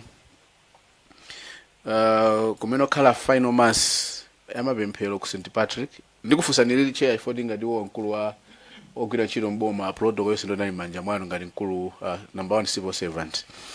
So mwina mundikhululukira ngati mungathe kuyankha mutiyankha koma ngati simungathe kuyankha mutiyankhaso kuti simuyankha funsolo. Anadandaula kuti panali nthawi imene inapangidwa kuti kupita kumapemphero ku St Patrick Parish koma masi inachedwa ndi 2 hours chifukwa chakufika mochedwa kwa former president, a state president. Chifukwa chakuti ndikufunsani chifukwa niyo munali ngati secretary wawo. By virtue of being SPC, you are the secretary to the president. So zimene waje protocol wise ndikhani ya nthawi ndizo zotolozo pa program amadzabe mwina mu office mwanu. What necessitated the change kuti mpaka na misa ya ku church yoti apanga kale state nthawi 2 hours a president asanafike ino ngati SPC wa nthawi imeneyo chinapangitsa kuti muchedwe chonchi nchodani chifukwa akubanja ngati akazawa madandaula. And if I quote to their statement ananena kuti Saulos was never late for mass and would always say being on time was a sign of respect, meaning ngati mudachedwa ndi kuti it was sign of disrespect. What necessary mnachedwa ifanyani mwina president ngati ngati secretary yawo. Thank you very much through your chair. I think body nthawi imeneyi pamakhazi ochitika zambiri koma ife bwana sanachedwe kupita ku mortuary. Actually ankafuna kupita ku mortuary tinkati tipita kummawa koma akubanja adakaniza ananena kuti Madam Mere afuna akayamba achita cheki mina pakhala zina zotakozekoze ndozi bwana azibera kumeneko ayi kenako ina ati kodi kayipita 11 kunakhala sota kuti ayi asintha oti ineyo ndinachitopita kwa bwana kukapepesa kuti situthowa uza chene choveka poyamba timati ndi mmawa 9 haita sintha 10 haita sintha 11 namuzota bwana pepani program wanu sili mmanja mwathu ili mmanja mwakubanja ndi akatha zimene achitaso akunena kuti atiuza ndezoti achakwera a president chakwera anachedwa kupita ku mortuary. It's not true. I was in the center of it with chief of protocol. We were following up and actually chifanyoti kubanja kumakhabe kuti iwo akadali in control ndina afika pachapoti usiku ma 3 am ndinati chabwino ndakusirani tikusirani kuti programu ya lero ndi mawa pangani kubanja koma tikadzatenga bode kupita kuti kachitele in state ku parliament, then government will take over from there. So we didn't delay going to mortuary. No. Sikomkwambe. Khani ina linofusa wilo maliza mabanja ina amene abwera banja la Jimaneni, banja la Kapeni, banja la Adini, Lapukeni, nkhani imene akufusa kwambiri ni nkhani ya autopsy report akuti mabanja wasana patsidwe sana uzidwe. Koma tikaona mu inquiry report la 2024 page 56 ikuoneka kuti the copies of all autopsy reports were sent to OPC through the Office of Secretary for Health, as the OPC was officially responsible for the requesting of the conduct of autopsies on the rest of the bodies. Sindikudziwa ngati office yanu ya OPC mabanja anthu amene wakupatula banja la Chilima ndi banja la Dzimbiri, mabanja enawo akudandaula nkhani ya ma autopsy report kuti sanapatsidwe komanso mwina sanauzidwe. Tikuzoti zizopakidwa ku ndeti ndi OPC. Mwina muli ndi china chachi choti mukhoza kuyankhapo? Through you, Honorable Chair, Sibonga kwambiri onabo. Nkhani ya ma autopsy, it was being coordinated ndi a Minister of Health. A Minister plus PS. Koma panalika committee kamene kamayang'ana zimenezi. Mwina mpo ndivutirapo kuti ndichilonena detail nakasi nthawi imene aliyesa amakhala ali busy ali ndi ma responsibility amene akupanga. Koma mwina anthu chifukwa popanga ma autopsy ndinauzidwa kuti I think amapita ndi wachibale banjako nde mwina kapena azimayiwo mwina sakudziwa amene anapita nanga siwana anafedwa pa nthawi imeneyo, so mwina sakudziwa amene anapita koma tikhoza kena kumene uchita find out kuti anapita wachibale ndi ndani. Komanso kulandira maripoti chifukwa amene anabwera kuzapanga ma pathologist analoti family ya kwa VP yasankha yokha kuti akufuna munthu uyu, and I think it's the pathologist who said it's a high profile case siningapanga ndi khatikhale team. Koma atabwera so on the ground the report we had in our chifati mapanga bena ngasimba meeting ya panali committee pacha imene imachita coordinate inali oti anati no, they will need to do autopsy of all the bodies because they need to look at the pattern. Imene sinapangidwe inali ya Deputy Chief of Protocol Alapkeni. Amene anati no, pamwambo awo they want to bury that same day. So umene autopsy sinapangidwe koma enawo anazipanga, and my family mwina kapena panangokha kuti mwina sana chitane coordinate bwinobwino mwina ndi achibale ena komweko. Koma in terms of maripoti amakauti amene akuifuna ndi kuti atakupatsidwa report, but maybe the other details I may not be able to say so chifana ngasi ndikuvela swa pano kuti akudandaula report chifaka na Colleen yonso ndinakuzidwapo kuti madam ndimafuna report sitinalandire ndi kuti ndikanakhaso nane kuti ndichite follow up pa nthawi imene koma papa tudzavera pano. Chabwino pomaliza chair nkanina ndiya mabanja mafusa ndiya compensation nkani ya chipepeso chokhudzana ndi mabanja amenewa zitachitika ma benefits ena analandira ma graduate ena ma pension ndimafuna nditavapo nkhani ya compensation anabwera mamawa a clerk to the cabinet analongosola kuti ayi compensation tinangopanga coordinate amanga na ministry amagwira ntchito anthu amenewa komanso it was to do with I think the Minister of Labor protocol and whatever.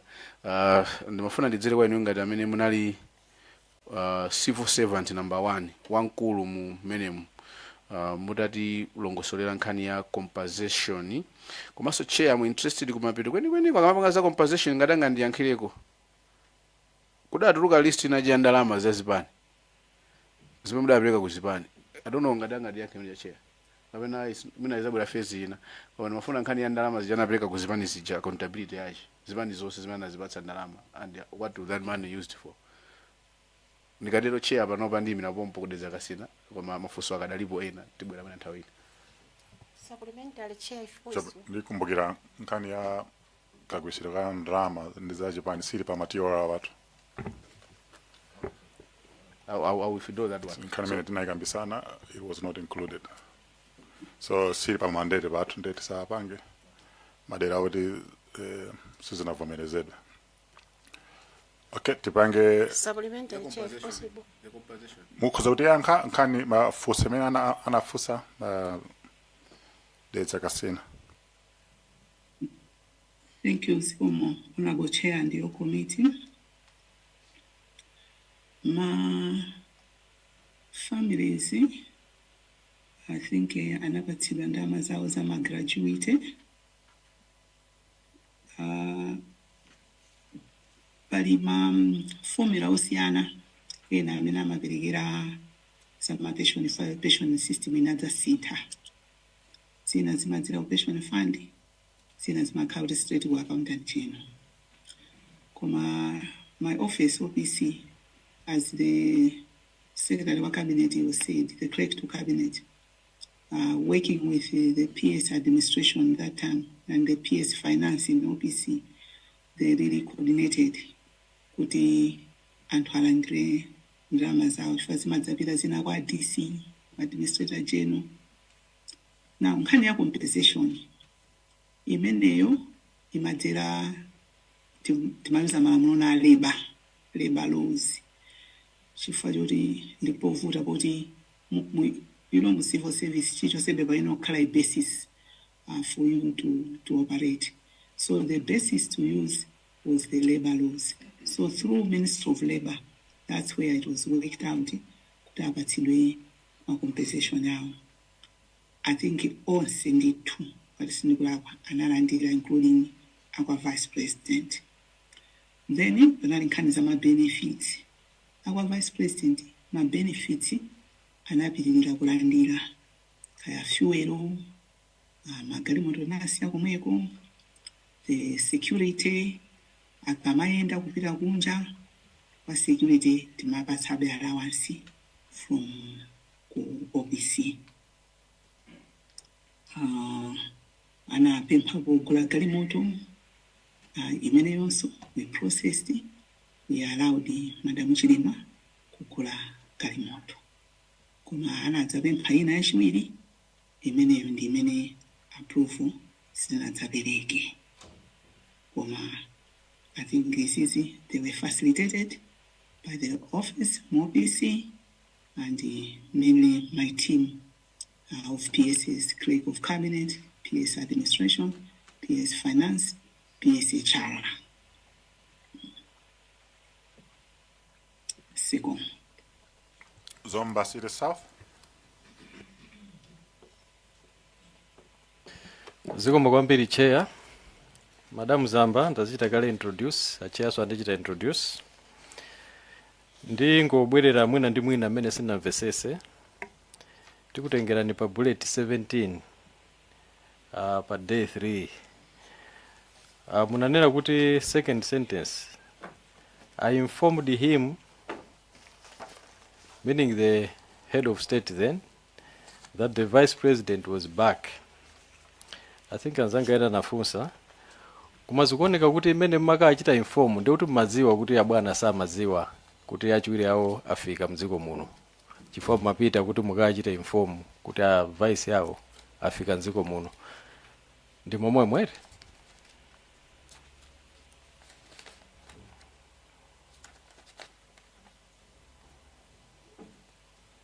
Ndinapita chifukwa ndinali ndi zinthu zingapo chifukwa bwana amachoka.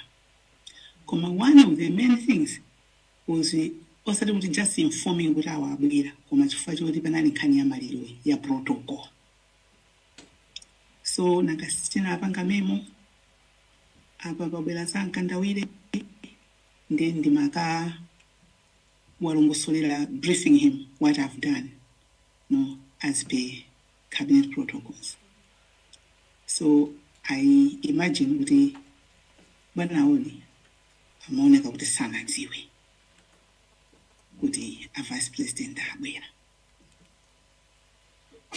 Zikomo kwambiri. Chifukwa ndikuona ndikuti sentence yanu imapitirira kuti meaning he had returned from South Korea etc. Ndimaona ngati ndikuti mmadziwa kuti abwana osakuziwa. Ndiye ngati zinali choncho ndikuona ngati siku la mbuyomu munali ndithu mutapanga kale ma processes andalama kuti 5 million imene ija ipite kuzera kwa vice president wo kupita kukapepesa ku banja la Kasambala. Koma papa chinali chamma between 10 and 10:30 mene makauza kuti a deputy ano abwera kumadzulo lake ndiye kuti mutapanga kale process yonse ya ndalama zachipepeso kuti atenga vice president aja. Ndiye zimangondivuta kuti ndimvesese kuti kodi former president amazindikira zoti vice yawo abwera pomwe mwapanga kale process yowapasira vice yawo kuti mukapepesere kwa bwana the previous day. Imangofuna ndimvesese pamenepo. Kwambiri honorable chair and honorable member. Pacha nkhani yoti VP yapita timaidziwa usiku kucha kwa mandi. And ndrama zimenezi akananyamula ndakwa achimwendowa. It was until patabwera nkhani yoti VP yakupita panapezeka kuti tsopano tatsamwa and kwakukulu chifukwa cha nkhani ya protocol imene ndalongosola kale. So this is why komano mmawamonso bwana aja amambalandira kaima briefing ena. So olonina akafika kunsanga sikuti ndinangonana ndi bwana nthawi yomweyo. I had to wait formal protocols zimene zimachitika mmamawa when he's in office. And the cabinet issue protocol is an obvious thing. But although obvious, that's why I still went to inform him that I had made those changes. Ndimafusafuso limenero chifukwa clerk to cabinet anabwera kumawako ndi amatiuza kuti inu munazindikira zota vice president apita pa 9 madzulo. Amatiuza apa kuti between 4:30 and 5 p.m. ndimene munatuma kuti achite cheki ndi office ya vice president akachita confirm ndi kuti ndalama za condolence ziyambe ndithu kuti zipite ku office imeneyo. Ndi kuti limene ndi madzulo apa 9 kuti inu mwaziwa pa 9 mwapereka instruction kuti ndalama ikhoza kukaperekedwa ku office kwa vice president. Koma former president munakamuchita inform between 10 and 10:30. Ndi mazoona ngati zinali upside down koma ndikhulupirira kuti mwandiyankha ndi mafunso ena ndipitirira. Mwina pepani ndingolongosolanso mwina pang'ono zimene ndinalongosola kale. Ndinanena kuti munka message kanga ndinati a VP may attend koma I realized mmawa kuti sindinalembe bwino bwana didn't pick kuti I meant the vice president Dr. Chilima. Ndi pamene pacha panadzabwera ka mix up kacha kolankhula ndi ndani ndi ankandawiri. Komanso nthawi ya mma 5 ndanena kuti ndimachokera kumudzi and I picked this ndinayimbira asikwese ananena kuti sanapange chiganizo. Ndi chiganizo ndinauzidwa ndikuti between 7 and 8 ija ndimati ndinalandirano ma phone calls ndimene panabwera chiganizo kuti apanga chiganizo apita. And that's when I started making calls kwa inglaso andani achimwendo. Yeah, ndakumvani titumayi ndimangofuna bene chite triangulate for information imene yabwera kuchokera kwa angutwa ndimene ndaneneramo mwina anzanga akhoza kundithandiza kuwerenga bullet ya angutwa namba 11 kuti ndithu anasindika kuti process imene inaenda choncho kuti right honorable vice president meaning SKC analeta chita confirm through Sikwese kuti akuchita travel komabe tipitirira kuti mafunso alipo ambiri. First sentence yanu pa part 1 capacity in which the late vice president traveled munalemba kuti the late vice president attended the funeral of the late Mr. Kasambala in his personal capacity. Ndikuona kuti muchita maintain kuti former vice president anapita kumene kuja in his personal capacity kuti pena at any point sizinasinthe ngakhale kunali mauje ma confusion aja we are still maintaining with this statement kuti amapitako in his personal capacity. Can you confirm? Yes, I confirm. Thank you.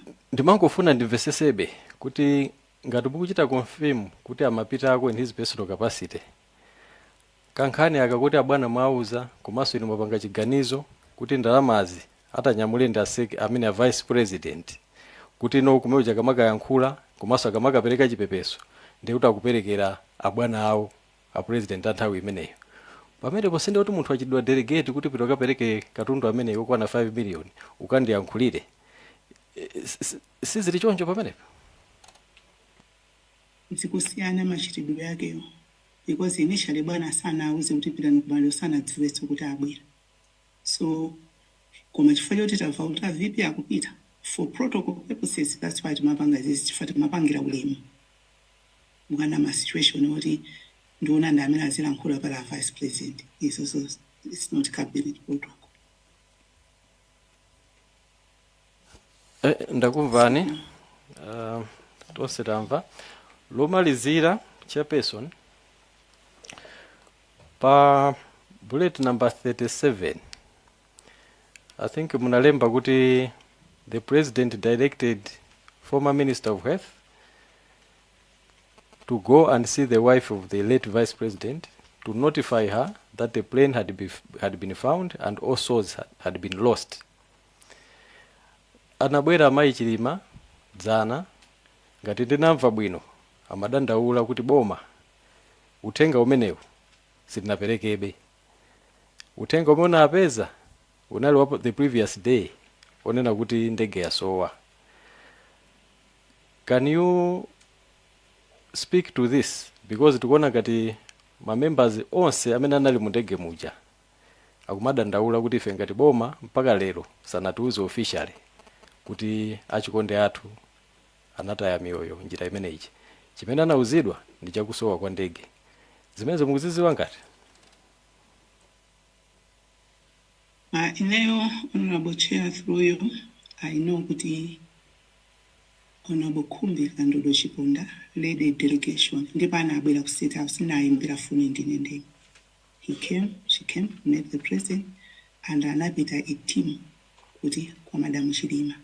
Tinkala nkulana nawo pa phone because we wanted kuti bwana asanapeleke speech yowuza the nation akalole mai Chilima awuzidwa, and these people went to inform her and they did. Koma kuti nthawi imene tidziwese kuti inali nthawi yoti anthu pa chisokonezo in terms of kuti mwina pakhoza kukhala kuyiwala, koma Honorable Kumbize Chiponda went and she didn't go alone. I know that she had a team she went with. Chairperson, ndikumbusa funso lomaliza pa bullet number 39 munena kuti I also called the chief of protocol and instructed him to go and inform the family of the deputy chief of protocol. Ndiye samene wandi alapukeni. Then mazifusa kuti nanga mafamily enawa uthenga wawo munatumiza kuzera kuti ziko kwambiri Chair. Mafamily ena, Honorable Chair, sinatumize mauthenga eneyo because nakasi ndakuma institution polisi ku MDF amene anali ngati wa directly umumo anali ndani alapukeni ukuthi anachokera ku Ministry of Foreign Affairs.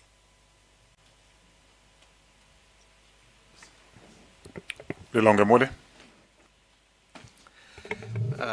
Zikomo kwambiri Chair. Zikomo kwambiri Madam Zamba. Ine ndine Mphatso Jones Boti, phungu wa nyumba ya malamulo ku Lilongwe Mude constituency. Choyambirira ndinene kuti tikufunirani kuti muchire nsanga ndipo tikuthokoza kuti mwabwera kuti ibe tilankhulani ngakhale kuti mukulandira chithandizo cha mthupi. Ndili mafunso anga atatu koma chifukwa choti panabwera funso kuchokera ku Zomba City South lokhudzana nkuti mai Chilima ananena kuti yayi zitachitika izi sadabwere wina aliyense wakuboma ndipo inu mwanena kuti ayi akuboma adapita maminista. Ndiye ndapita pa page 4 ya statement ya mai Chilima imene anatipatsira muno. Ndikufuna ndiwerenge maparagrafu ndizi jowa koma akunena kuti Mr. Joshua Varela said, "We have lost everybody. The world went black. The world is still black." Ndidumpha pang'ono paenapo akulemba kunena kuti I informed both children that their father had died in a plane crash just before they too boarded planes to come home. And kenako akulemba kuti as I was talking to the children, someone came to say I had to go and sit downstairs because the first lady was coming. She had to find me seated. I refused. And then she continues to write, when I went downstairs, I found the house completely full of women already dressed in black, ministers and others whom I did not know, and the first lady was also there. So ndimawerenga statement kunena kuti zimene mwanena kuti nduna zidapitako kwa kukauza komanso a first lady adapitako kukauza kuti aluza amuna awo, iwonso ananena pa statement yawo kuti adapitakonso kuti aluza amuna awo. Ndiye ndimafuna kuti tingokhala kuti tikuyendera limodzi kuti zimene munenazo nzimenenso anena mai Chilima zikugwirizana.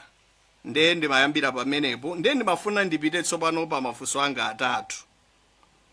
Mafunso anga atatu, choyambirira mai Zamba poti inu munakhala mu office mwa president ngati SPC, pamakhala kulankhula kosiyana-siyana kunena kuti ukhala ngati relationship kapena ubwenzi wawo wa achakwera komanso achilima sunali wabwino.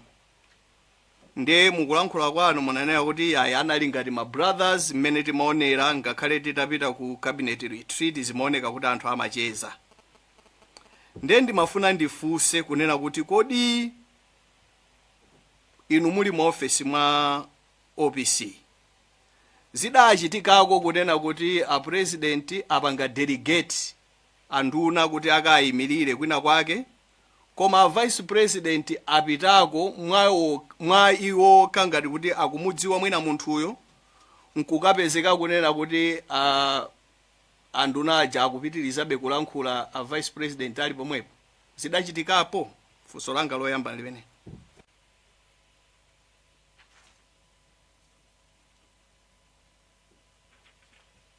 Thank you, through you, Honorable Chair. Zimenezi ndidaziona kumaliro agudo ukondwe. Ine sindinadziwe kuti a VP apita kumaliro amene aja. Tinadzadziwa ali kali kumwepo. I was trying to get our foreign affairs chifukwa choti memo imene tinapanga nokuti auna mungandawiri. Damina akayimbira bwana sinadziwa kuti a VP apita. Ndi sizinakhale bwino. Ankandawira analankhula. I think if I recall well, while a VP anali pamenepo, we didn't like it from cabinet office. It was wrong. So this is why if in nthawi ndimapanga zoti ine mbali yanga inalikani kwambiri ya proto kuti sitingapange so nokuzichitike so ngati zimene zinachitika nthawi imeneyo. Koma nthawi inasi ndikukumbukirapo kumamaliro agudo ukondwe.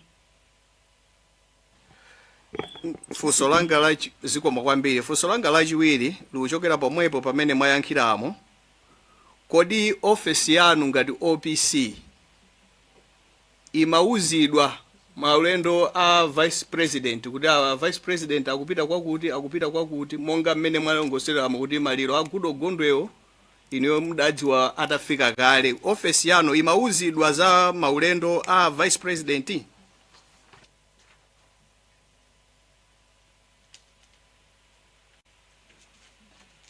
Honorable Chair, mwina osati maulendo ose ena timadziwa ena ayi kwakukulu amene akhala direct delegation yakwa bwana amene uno. Zikomo kwambiri. Funso langa lachiwiri ndi nkhani ya manifest. Mwalongosola mu presentation imene mwatipatsa komanso taona ma presentation ena ndi ena amene adabwera ndi Bambo Valera anatiuza kunena kuti iwo adali nda vice president usiku wakewo ndi mwene amakonza manifest kuti apita ndani kukwera nawo ndege imeneyi. Ndiye ndimafuna mutitsimikizire chifukwa zikuoneka kuti inuyo mmayang'ana manifest iyo ndege itasowa. Ndiye ndimafuna munditsimikizire kuti inuyo ngati ofesi yanu ya office ya OPC sana kupangeni share manifest imene anthu amene akwere ndege kupita ku maliro ndi vice president, late vice president. Through honorable chair, I tinalimbe boti muja ndinalongosolera kuti maulendo awa amakonza ku office kwawo komweko kwa VP, since there's a whole team of administration ya office. Zikomo kwambiri. Funso langa lomaliza mwina titero pakanali pano. Mwatilongosolera kwambiri ndipo mwakhala mubwereza chifukwa tonsefe takhala tufunsa zomwezo komabe tifunse chifukwa choti kumva kumasiyana. Mwatilongosolera kunena kuti kupereka ndalama kuti zidzere kwa vice president aleti Chilima za condolence zimenezi munalankhula kuti amayenera kutenga ndachimwendo koma chifukwa cha ulemu mudanena kuti yayi akatimirira ndi late vice president ndipo mudawapatsa condolence money. Namva bwinobwino pamenepo? Through your chair, yes. Zikomo mapatsa amakonza ndi office koma amapatsa staff, not necessarily the VP in person. Zikomo kwambiri. Funso langa lomaliza ndi nkhani ya state funeral. Munatiuza tinamva kwa Mr. Ngutu akuti inali state funeral ya late vice president. Zonse zapamenepo zidalipiridwa ndi boma. Ndiye panakhala mafunso kuti kodi koma ngati chipepeso chinaperekedwa? Ndiye ndimafuna ndifunse poti inu mudali mu office imeneyo kuti kodi kukamachitika ngati state funeral mwambo wake umayenera kukhala bwanji pa nkhani ya chipepeso tsopano chakubanja la anafedwa zimayenda bwanji?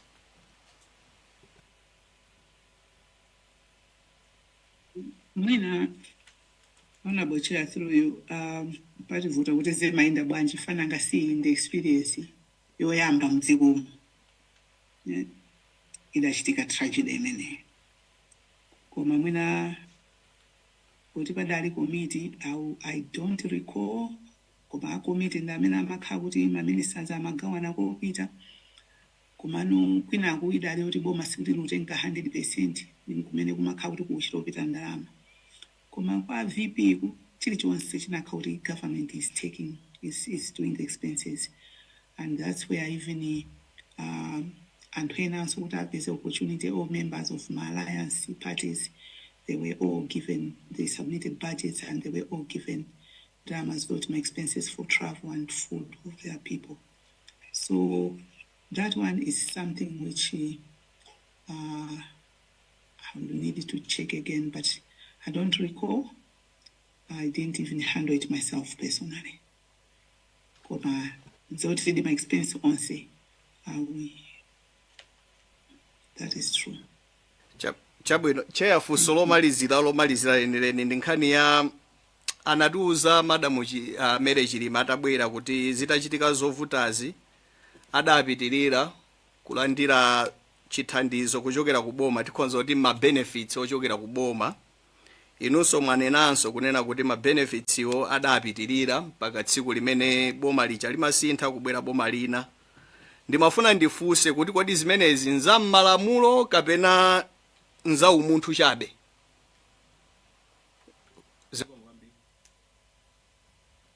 Honorable Chair, zinazo nzam'malamulo koma pamakhaso compassion So right now I can't be able to exactly single out which is compassion, which is Malamulo.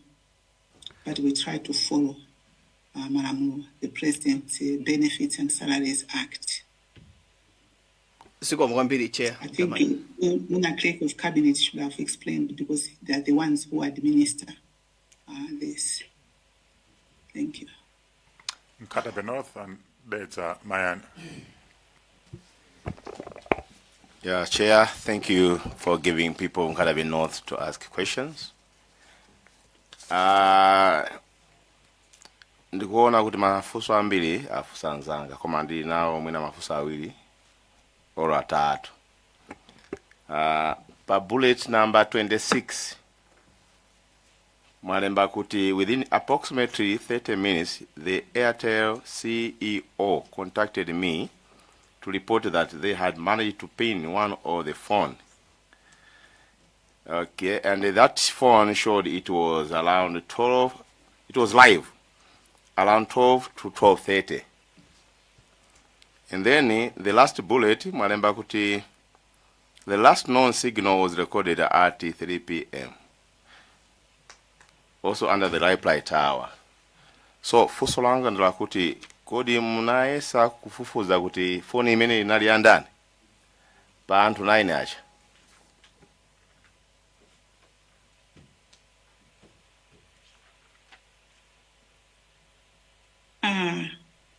Honorable Chair, through you, sitting in because this time, finally, it was within a short time to marry the number, and the number we need to go to Mr. Number to go in my phone, so we're not able to say, because that maybe you would be asking only no condition is seated, but not that time. I didn't. Chair, fusolina ndo kuti kodi mungakumbukire kuti at what time mnamba search and rescue from your office? Office wanga siri nabange fail search and rescue per se. Office kwatu ndinalandira phone from airport commandant kukia telling me kuti phone ndege sakubebeza parada. So I think this time Mungo yerekezera, because as I've mentioned, I am not able to establish most of the times because I don't have my phone. Ndimango organiza poyanga na event kuti ndancho kwa office ku State House in past 12 ndi kuti mwene email jani matu 1 or 1 somewhere around there past 1. Thank you, Chair. That's Mayan.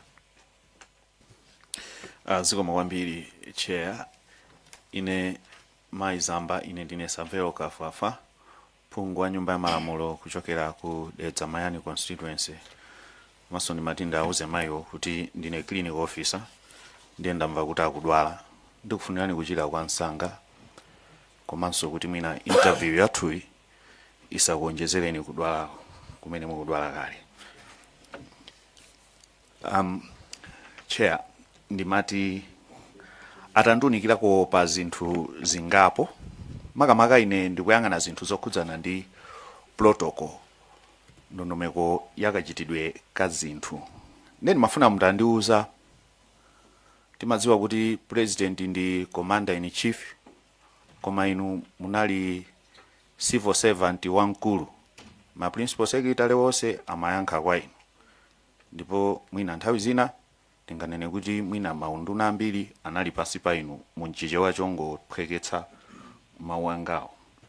Then mafuna ndidziwe pa kagwiridwe kanu ka ntchito, kodi a inspector general a polisi amapanga ripoti kwa inuyo, ndipo mwina ndingopitiriziratu ndisa kuti kuyankha kwanu kusavute. Mafuna ndidziwe kuti a inspector general a polisi amakuuzaniko kapena amapanga ripoti kwa inu, akomanda a Malawi Defense Force amapanga ripoti kwa inu, kapena mkulu wazofufuza wa intelligence amapanga ripoti so office kwanu. Ndimafuna choyamba ntadziwa pamenepo. Through your Honorable Chair, Honorable Member, they don't report to me. The IG reports to the President. The MDF reports to the President. NIS reports to the President. In terms of work, we collaborate where necessary. Thank you. Ndiye mufuna kuitsimikizira komiti ino kuti mwina nkuteka analipo mauthenga ena amene amapita kwa president kuchokera kwa IG kapena kuchokera kwa commander a Malawi Defense Force komanso mwina kwanza athu azofufuza za boma zimene inu mwina sizimakudutsani ku office kwanu ndipo inu simunali ndi information imeneyo. Correct. Sindi kuti ndimadziwa zonse zinazo, they report directly to the President. Thank you. Chair, ndimafunanso ndidziwe chifukwa pafotokozedwa nkhani ya maliro amene akuyikidwa ndi mwambo wa chisilikali military honors. Pali liwu lina akutchula kuti full military honors.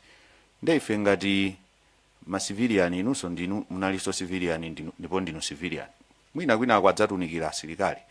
Kwani mangofuna kudziwa kuti kodi pambali popereka chipepeso chifukwa choti maliro boma latengapo gawo komanso kuthandizira nkhani ya casket monga mmene ananenera akileki amene anali mu office mwanu angutwa. Kodi tikati military honors tinene kuti udindoso onyamula ngozi kapena maliro umakhalanso m'manja mwa asilikali omwewo? Ndikufunsa zimenezi chifukwa ndikufuna ndidziwe bwinobwino kuti ndi kodi office yanu idaganiza mwina ganizo lonena kuti chifukwa choti papangidwa ma military honors ndiye kuti cost ya ndege ya kumaliro kwa Rafu Kasambala iyeneranso kupita kuboma komweko, chifukwa nthawi zina tikati tathandiza zithandizo kuti ife titenga gawo pa maliro awa. Ndimafuna ndidziwe nthawi zambiri anthu amayang'ananso kwambiri nkhani ya transport, chifukwa hale Nkandawire ali kumaliro ndiponso statement yawo imene anapereka mnyumba ino ananena kuti boma linapanganso hayala ndege imeneyi pamene ife timadziwitsidwa kunena kuti akubanja ndamene anapanga hayala. Ndine mafuna mutandidziwisa kuti kodi zimezi zimachokera pati ngati muli ndi chidziwitso china chilichonse kuti tikanena kuti military honors ndiye kuti tikutenganso udindo onyamula thupi kuupereka kwa asilikali amene akapereke ulemu umenewu ngati muli ndi chidziwitso china chilichonse. Zikomo. Royal Honorable Chair, I think my understanding in the Wuti military honors asilikali kumene koko kumaliro apita akanyamula maliro ati koma so nyamula maliro kaya kuchokera kulilongwe kupita ku Blantyre kaya kupita kuti sizikhala kuti ifewo sochita tikhudza kwenikweni.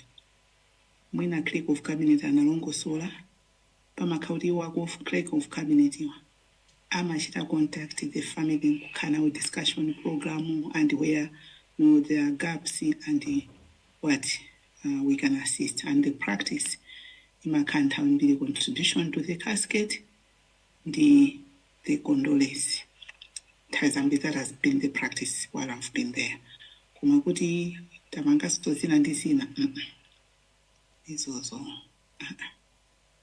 so I'm not aware about the plain issue. Kuti boma limalipira. I don't think unless ngazina pangidwa ku ministry in or department in koma not ku PC. Thank you.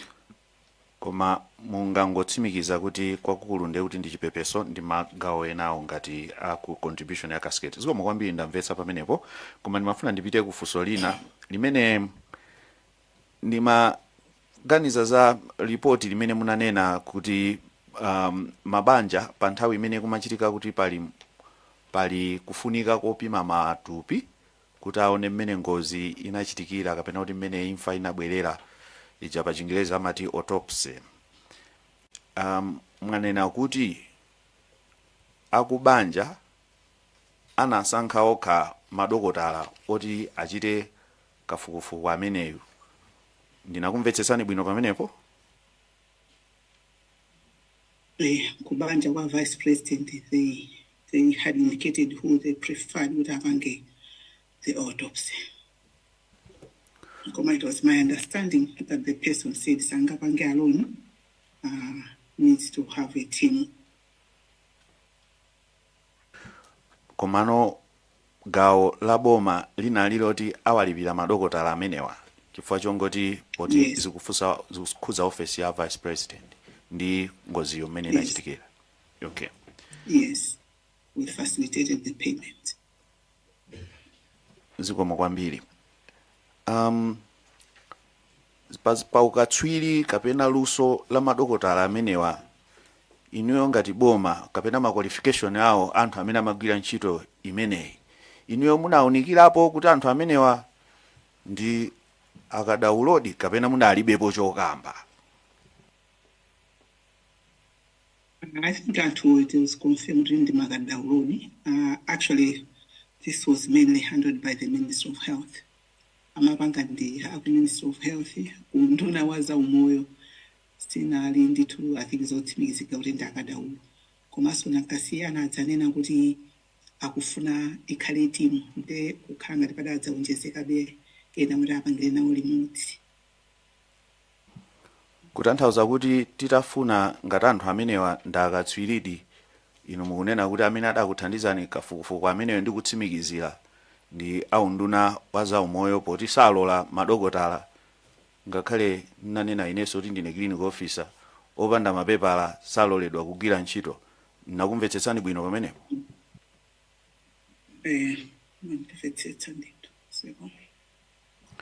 Ndeni mati ndimalize ndi funso lokhudza tsopano ripoti la anthu aku Germany aja akutchedwa ABFU. Kodi anthu amenewa aku Germany tinene kuti office ya OPC ndi imenenso inakasankha anthu amenewa kapena munapereka so ufulu kuti aliyense atha kusankha katswiri wake wa zofufuza ndege?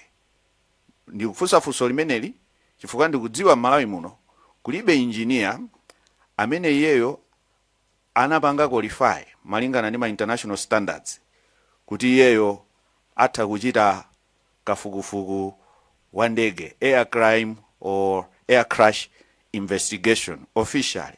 Ngati alipo mwina ena anditsutsa, koma nimafuna ndidziwe kuti bwanji kumene kuku aku Germany ndi boma linasankha anthu amenewa ndipo mudaona kuti anthu ndoyenera ndipo kodi mudalipira ndinu? Ndimangofuna ndidziwe chifukwa ripotilo lidabwera ku office kwanu. Ndi mafuna ndidziwe anthu amene aku Germany mudawapeza bwanji ndi kuti mudawalipira bwanji kuti mwina tione kuti ripoti limeneli likuchokera kwa anthu otani. Zakuchipatala zija mwandiyankha bwino kuti ngati tili mafunso ena tikafunsa Ministry of Health. Koma ndimafuna ndidziwenso za awawa aku Germany. Kodi mu office mwanu mudatuluka cheke chowalipira akatswiri amene amachita kafukufuku wa BFU? Zikomo. Zikomo kwambiri honorable, and through you honorable chair. Mwina ndilongosoleko chonchi. Mundilo poti pano yukhanga yose yakhalira tuchishewa. Koma mwina mutsindilola kuti pakandira kuleko bechizungu.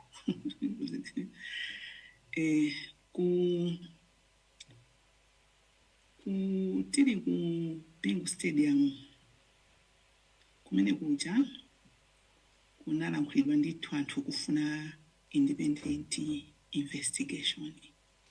Akubanja ananena, I think iso ku Catholic ananena, komanso mwana mspeech mwawo anadzanena ndipo anapempha support from international partners kuti atithandizire kuti tikhale ndi independent investigation.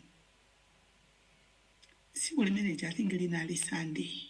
Titachoka pa stadium ife tinabwerera kuthamanga ku office kuti tikayambe working on the directive iso imene anena bwana tikukonzekeranso zopita ku Msibe to lay the VP to rest because tonight titamaliza ena onsenoma tinayambira anthu enawa before the VP was the last. So we tried to look at the basis in terms of legal how we do that. So the Minister of Foreign Affairs, we now called the PS and we had meetings and we came up with the terms of reference. Ndiye chifukwa choti bwana had called, and there was also a meeting ya development partners anapita okapepesa bwana ku State House, and nkhani imene inatulukanso yopempha kuti atithandize. So formerly, Foreign Affairs had contacted the British, the Americans, and the Germans. Aku Britain ananena kuti sangathe kuthandizapo chifukwa ndegeyo sinapangidwe ku Britain komanso panthu palibepo mu Britain ndi nzowavuta to justify. Americanso anayankhaso chimodzimodzi kuti palibe Americani komanso ndege siya ku America. Koma a German anauchifani toni aija manufactured in Germany. So the German ambassador ndamene reached out kubomala kwawo, and tikwayamika chifukwa iwaja anapanga act mwansanga kwambiri. It was, I think, by 22nd, anali kuti the mission from German BFU yabwera. Sitinakoze ndife anthu kuti abwere wakuti anthu sitikwadziwa. It was the German government embassy ku Malawi. Anthu kwaja kumata abwera tinaonaso ma CV yawo. Amene amachita lead team is a very experienced investigator who has been in the investigation of aircraft accidents for 30 years. But before then, so he was a pilot. That was the lead. In a lead team, only two, quite a strong team. Tinakumana now, koma polankula. They kept on talking about if they are the ones to lead. So at that point, I had now to find out, if you are, when you are here, what is supposed to happen. Then I now know, when they will do it under Amati ICAO chapter Annex 13, yeah, international, I think, in aviation about accidents. So we now followed that ICAO 13, and I wrote a letter through the embassy on that. So that's how they now did my investigations. After a week, anadzapanga debriefing. Asanabwerera mawa. Komano, it was a Saturday usiku when they debriefed to anapita kusomba, anapita kunzuzu. Ndeti na wapempa ineyo kuti musananyamuke mawa. Timafuna muchite ku debrief the families. Commandant how ana actually amata akapanga mwina Zoom, koma I really pleaded kuti Zoom sisikhala bwino, it would be good if no same mulipo here, since the plane is 1 in the afternoon.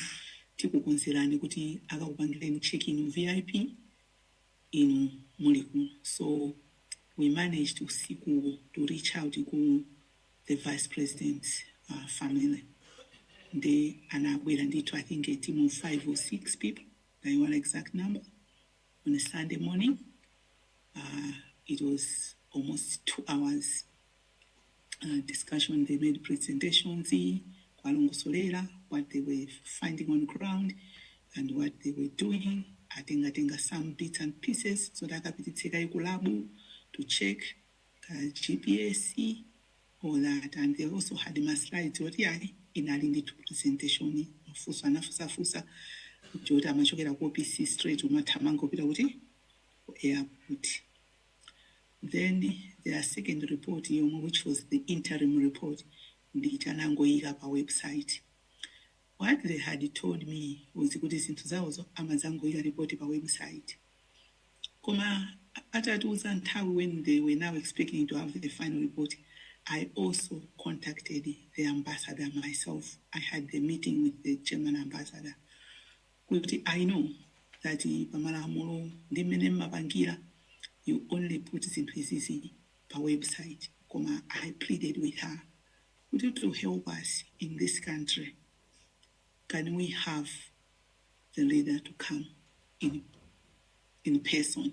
Would Azabange present to the families? From our families, kuti tizauza kuti ayindivecho ineyo sindivuta. So by God's grace, the German ambassador, following day she called me that it is now done. Abwera, and we got an itinerary kuti akubwera. So anabweradi, and we had arranged a meeting. We invited all the families, including that one who was the chair of that commission of inquiry, Justice Alide. We also invited the secretariat, Catholic Secretariat, and all the families. Kululonse lina bwera ku tinakapangira ku security. And he presented from 9 o'clock in the morning. All the families amafusa ndi tumafuso ena amali mchichewa kumachita translate. And to be fair, Oyoyo answered all the questions. So as many as as a black boxing as I can anangosola zonse. Meeting bagantu had no questions again. 3:30 masana mene imata meeting imene. So, and who could be a few, they were paid for by the government ya German. Sitting alibirende fekuboma, it was a support in response to the call by President Chakwera to the international partners. Thank you, Honorable Chair. Ndi chair mangofuna kuti pamene popo ndi mvetsetse fundo zingapo. Fundo yoyamba mukufuna unena kuti thandizo limeneli pa Chingerezi litha kuti inali donation ku dziko la Malawi kuti lithandizidwe. Ndi choncho ndakumvetsetsani bwino? I guess apapo tikunena semantics. Chifanaka sindanena kuti siti nalibira ifeyo. Inalibira ndi government ya German, and I hear it's a very expensive exercise. Sindinadziwa kuti zinachita kosi ndama zingati koma kupita kumene zokapanga za maforensic zo zitakumalabu tinamva kuti it's quite big, and that's why they said pokapoka tipange under Article 13, Annex 13 ya ikawo, then we proceed. So I think it's in the semantics in a way. So I've said I prefer to say support to government in response to the request by the president. So I am a donation. I guess we are talking of the same thing, but I believe you understand the principle. Thank you, Honorable Chair. Ndakumvetsetsani ndi ngomaliza ndi mafunso awiri awa chair ndengata inali supplementary ayikapo. Bwanji musunga awiriwo tibwere round 2 kuti enawo afusire toyambirira kwa palanthu ena amene akudikira round 2 ndesino ngati recognize. Can you keep yours for round 2 kuti tipange exhaust amene sanalankhule cheu nzonzi mvayi do malankhula ngati kasungu malankhula mulanje ndi tiyambe ntondesa ndi tiyambe ndi cheu tipite kenako ku dowa kenako kasungu. Zikomo kwambiri Chair potipatsa mwayi anthu akunchewu kuti tifunse funso tindi afunse funso mayi Colleen Zamba. Ndi funso limodzi Madam Zamba. Potengera mabanja amene akhala kubwera makamaka mawidwa amene anabwera masiku amenewa makamba kuti sanaloledwe kuona nkhope za matupi awo ndipo mpaka na lero sakhulupirira kuti adapatsidwa ndithu matupi a abale awo kuti mafunso kuti kodi amene tidawayikawa ndi abale athu di. Funso langa kwa inu madamu ngati munthu mmodzi wamkulu amene munalipo nthawi imeneyo mkulu wa boma government sichikatitolero senior government official mungawapatse uthenga wanji anthu amenewa kuti akhale mchiyembekezo potengera madandaulo amene apereka. Zikomo kwambiri.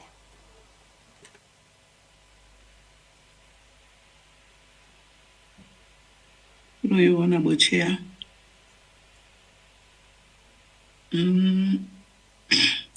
Ndiganiza amene tonse ngati akuluakulu tikudziwa ndithu kuti pali ngozi zina zimene thupi amalola kuti muone, pali ngozi zina zimakha kuti sanalole achipatala mwina ndi mmene zinalili. Of course pa nthawi imeneyo sikuti inali discussion ndi munthu ngati ineyo kuti uwawa situwalola. koma kuti kumachitika autopsy. My understanding was kuti autopsy kuja mafamily amakhala representative. So ndekuti mwina sindudze kuti pamene popo mwina family unanga siti kana khala kuti mwina pali mwayi woti tuchitana exchange zimene zimene tikadakhala tufusana machoncho. Chifani it's news to me. Kuti akuganiza kuti mwina sana patsidwe ndi abale yawo. I think kanoti anthu kuletsedwa mwina matupi kuona mwina sisa chilendo kwambiri simachitika depending ndi mmene mwina kozi akhalira. Siko. So kwambiri che. Dowa Kasangaze. Zikomo kwambiri ndi George Jefferson Kadzipatike phungu wa kudowa Kasangaze. Poyambira cheya ndipofuna ndinene kuti no molingana ndi malamulo kuli malamulo a conflict of interest kudziko kuno ndiye munthu akhala kuti ukumudziwa umayenera unenebe kupatula pa zawo phungu wa nyumba ya malamulo kubwalo kuti mapangaso ntchito zokhudzana ndi uloya ndiye Madam Zamba ndikuwadziwa ngati client wa ku Jefferson and Company. I am one of her legal practitioners. Pankhani zina osati nkhani zokhudzana ndi inquiry imene ili pano ndiye ndimafuna kuti fundo imeneyi ndiforokoze ndithu. Ineyo ndilibe funso lina lililonse mafunso ambiri amene nali nawo ndoti azanga afunsa kale komano I just wanted to place this on record kuti I know her as one of my clients and I am one of her legal practitioners. Ndimafuna so ndingothokoza Mai Zamba kuti ngakhale mukudwala mukupitilira kulandira chithandizo cha mankhwala munaona kuti nchofunikira kuti mubwerebe kuti mudzayithandize komiti imeneyi pakafukufuku amene ikupanga. Zikomo kwambiri che. Dowa Kasangaze thokozeni. Ndi simunapanga ndamaini integrity yanu komanso integrity ya committee. Simunafusefuso ilo seboza kuti Colleen Zamba ndi client wanu kozi mukanafusafuso ena akanaona ngati mwina mukukondera koma tukuthokozeni komanso kukulemekezani chifukwa cha integrity yanu. Kasungu North. Zikomo kwambiri chair pondipasa mpata kuti ndifusefunso kuchokera ku Kasungu North. Ngakhale kuti funso langali ndikanakonda kuti ndilifuse mchichewa kuti mwina siveke kose koma likundivuta kotero kuti Madam Zamba ndikufunsani funsoli koma mchizungu ndithu popeza landivuta kuti ndikhoza kulipanga motani. Funso langa ndilonena kuti what reforms would you recommend to strengthen government coordination of future VVIP travel? Thank you.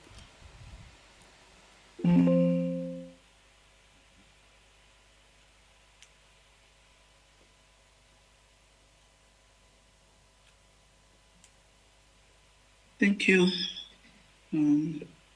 Through your chair, I would like to take you are referring specifically to VIP travel. It's very general. There are many travels, but I don't know whether you are referring to specifically travel yoti VIP akukakwera ndege ya UDF. From my travel ndambiri to, for example, bakhala kuti pali meeting kaya ku New York, pali meeting za sadiki, zinthu zimene za outside the country. Amakauta foreign affairs they lead, and most cases amayitanitsano the various ministries amenali involved ola kukhudzidwa ndi agenda ulonesa nkhani umene ungachitika nthawi imeneyo ndi timakhandi tuma meeting akachitachitako initially kinango imadzabwera kuti kofesi kwanga and timakhalanso pasi to go through kaya ndi ma presentation kaya ndi ma brief ma position amene timutenga as a country ineyo ndimapanga choncho ndimayitanitsa koma kuti mwina kapena going forward kapena zimwe chitofunika kuchita kulemba nanga si anthu kaganizidwe ndikosiyana mina pachitokhala specific komano ikakhala nkhani za ndegezo I think for example indege ya MTF I believe after VP's office ndamene amachita organize koma I believe kuti ndondomeko ndiyoti be ilipo kuti ndege amapempha kwa commander in chief kwa president before koma I'm not sure simene nangasi nthawi idali ngati kuti I'm sure a first president ayendapo zindegeka ngapo and I believe banali ndithu coordination kungoti ifeyo sitipanga nawo nokuopisi day to day things like that because it would be overwhelmed. Okay, zikomo kwambiri chair. I think mwayankha ndithu Madam Zamba. Apa timangofuna ngati ma reforms chabe kuti apa patakhala ngati ngozi imene tichitikiraso tikuphunzirapo zina ziwiri zitatu. Zonena kuti mwina tikhozo kukonzaso mwanjira ina. Komabe poti mwanenaso kuti zimakhala kuti zikupanga ma coordinations ake kumakhala konko kwa VIP. Ndiye kuti mwina tikhozo kuvomereza kuti mwayankha ndithu. Zikomo kwambiri. Recognize amene sanalankhule Mulanje North. Zikomo kwambiri. Ine ndi Gilbert Konyongwa kuchokera ku Mulanje North imene anenera chair. Ndi mafuso angapo. Mafusowa, just to put in context, are intended to assist the committee in establishing the truth regarding the response to the disappearance of the aircraft carrying the late Vice President and the 8 others. The focus is not merely on what happened, but specifically to see whether those entrusted with the highest offices of public offices discharge their constitutional, statutory, moral obligations with agency, diligence, and competence demanded by a national emergency of that nature. Ndiye basically mafuso anga are in that context, just to put you on guard. Fuso loyamba likuza na maga nkhani ya briefing the president. When you had met the army, the MDF chief, did he tell you that he had already briefed the president on the incident? Mutakumana ku State House.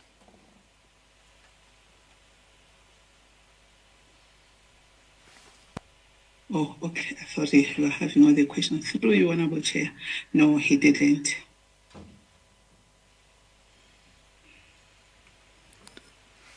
So after you had met, the three of you said, no, there's an issue.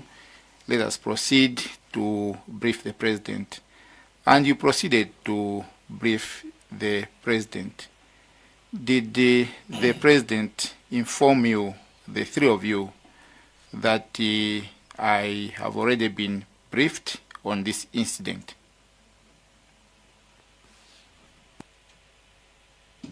Well, Your Honorable Chair, but I think in a long solagare, it was us briefing the president, not the president briefing us, of what developments have unfolded and what had taken place. And may I explain the different efforts I'd done on ground. That's what we did. Yes. My question is whether, in response to your briefing, he told you that he had already been briefed by the defense chief.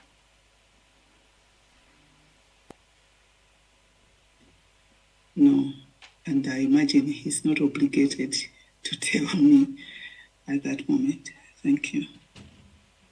In other words, he, if I can say, he feigned ignorance that he did not know of the incident at the time you were briefing him. It is not in my position to say that, Honorable Chair. I called the IG and the commander to brief the president developments which had happened to that point. And that's what we did. The IG briefed, the MDF briefed, I also did. And from there, we had the directives which we implemented. I think what I wanted to find was in a general conduct of meetings, if you are already aware of an issue, are you not obliged to inform the person telling you that you're already aware of the issue? I don't think the president was aware that I was speaking with the airport commandant and that I had called the Airtel, TNM. He wasn't. I was briefing him that time. This is the account which I had. Thank you. Thank you. You can agree with me that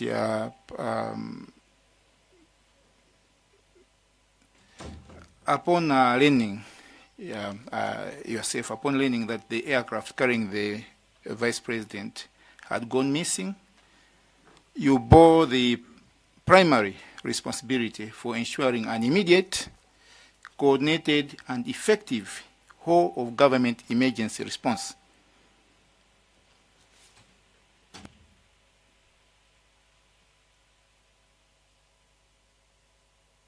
Sorry, I don't understand. What's the question?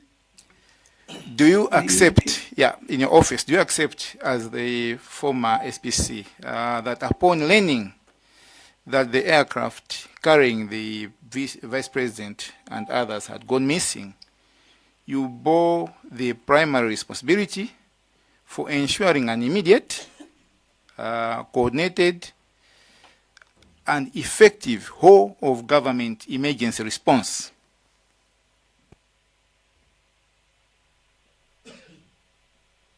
They may not understand what is primary, but I took steps to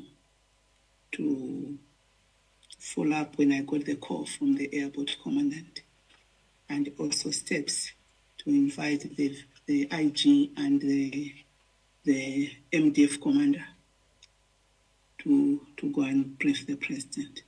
And thereafter, of course, as I explained, that then we had the emergency cabinet and all the events have already alluded to earlier.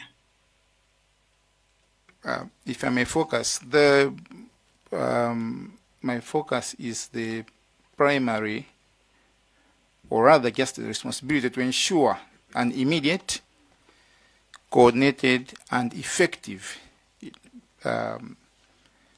emergency response. Was your office responsible for that? Honorable Chair, I believe from all the events I've explained, you can define how you want it to be. That is primarily what I've explained, what I did. Thank you. Thank you. The information that this committee has received so far from a number of witnesses suggests that there were delays and uncertainty in the activation and coordination of national search and rescue operation. Madam, can you explain why every available national resource was not mobilized immediately once it became apparent that the contact with the aircraft had been lost?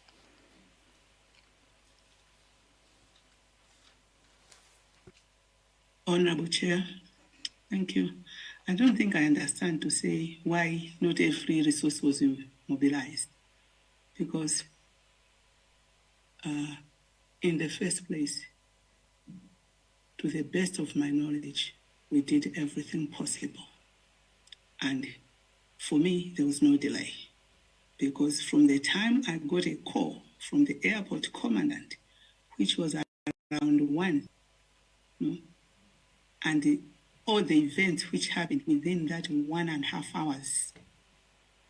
Sometimes when I look back, I even wonder that probably it was adrenaline had moved, that I had the capacity to do all those things which I did at the pressure of the moment, and the team, which came now effective to be doing the work. So I don't think I would like to concur that there was delay, because the time the airport commandant called me, he said they have already deployed the search, rescue and search, but they were going towards Ekwendeni.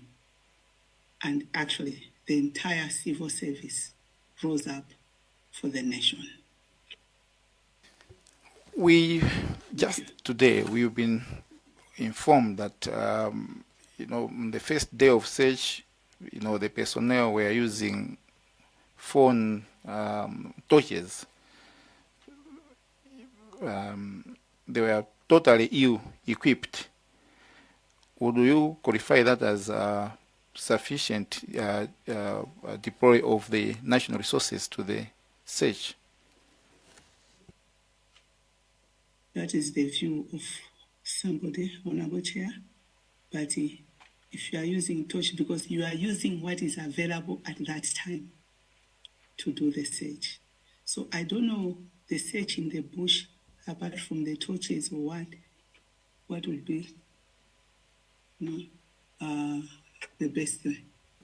I wasn't there at the search, and it was under the charge of the MDF to do the search. So I really wouldn't be talking of things which I was not on ground in the search in the forest. Thank you.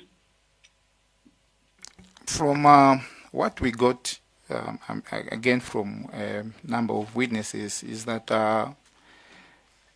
the rescue and search and rescue was uncoordinated. It was uncoordinated and chaotic. Especially the first day, people didn't know what to do. Just going all over, trying to search for the plane. So in short, the information that this committee has gathered so far is that there was uncertainty as well as a coordinated approach. No, I'm not yet done. Are you aware who was in charge of this search and rescue? Thank you, Honorable Chair. Number one, MDF and police were in charge of the search. Number two, I doubt that it was uncoordinated, because remember, the last message was that the plane was going to come in via Ekwendeni. So the initial search and rescue was towards that area. It was until there was message guide from the Airtel and TNM about reply tower that then the search now went towards that area. And also, let's remember that, after that press release, I believe the whole nation was worried and everybody probably wanted to help. So you wouldn't be there and be stopping. That is now just me off cuff, that you wouldn't be there and stopping people. But I'm sure the ones from the professional bodies, they knew what they were doing, because in the MDF, they work according to their commands and orders. And normally they have structures, and they are very good in logistics generally, MDF. So they have structures, a base commander or what different levels who give orders. So I doubt that it would be, maybe some people would see and condemn it because the public are also coming in and doing whatever they can at that time. Thank you. So, if there was failure in coordination, I'm not saying, we may not agree on that one. Who would be responsible for that failure?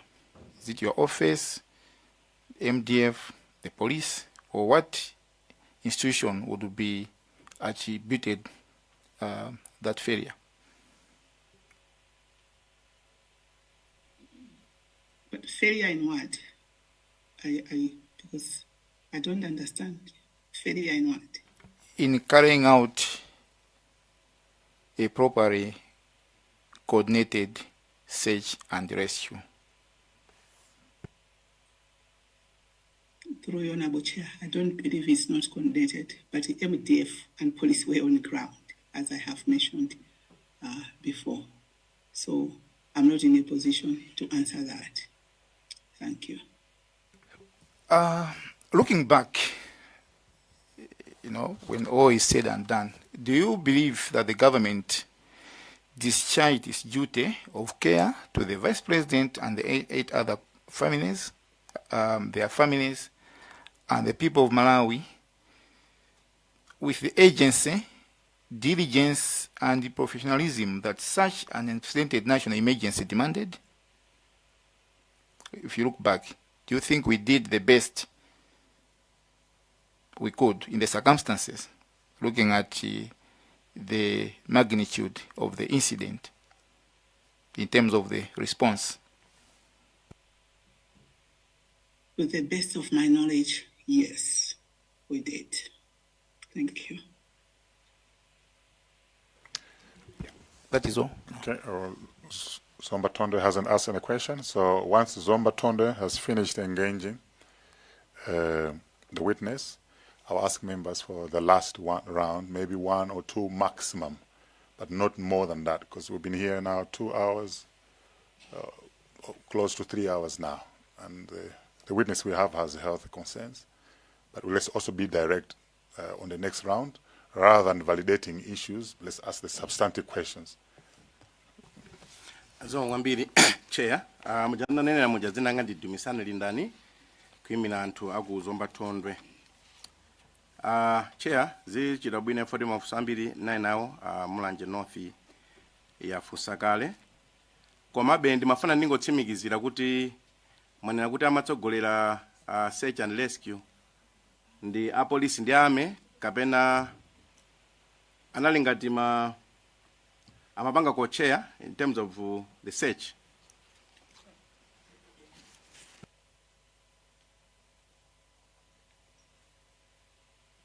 Thank you, Honorable Chair.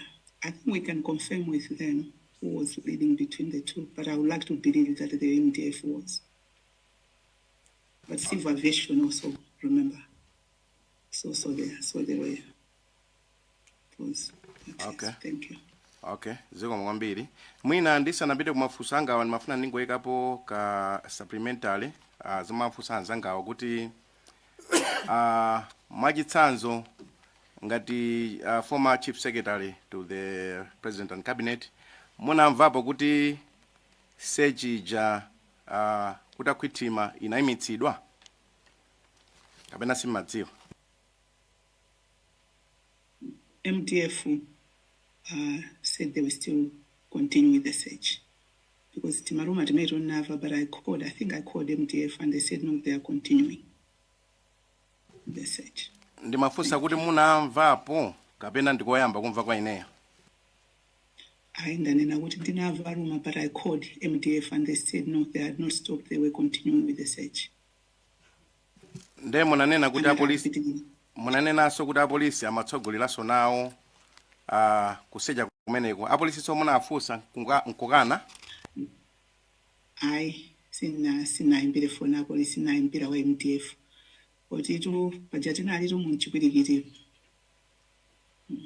but I called MDF. Chabwino imafuna mwina tichoke pankhani imeneyo. In a nutshell, zonsezi zitachitika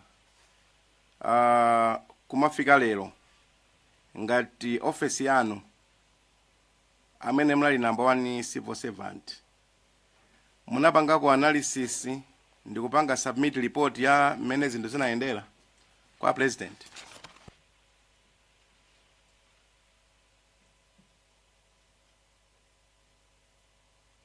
Thank you. Through you, Honorable Chair. Throughout the period, we've been having different memos, on this, because remember, we had the BFU, we had the inquiry commission, which were also doing the investigations. So from there, it's been a process, of a period of time. And by the time we left, it had not been concluded. Thank you.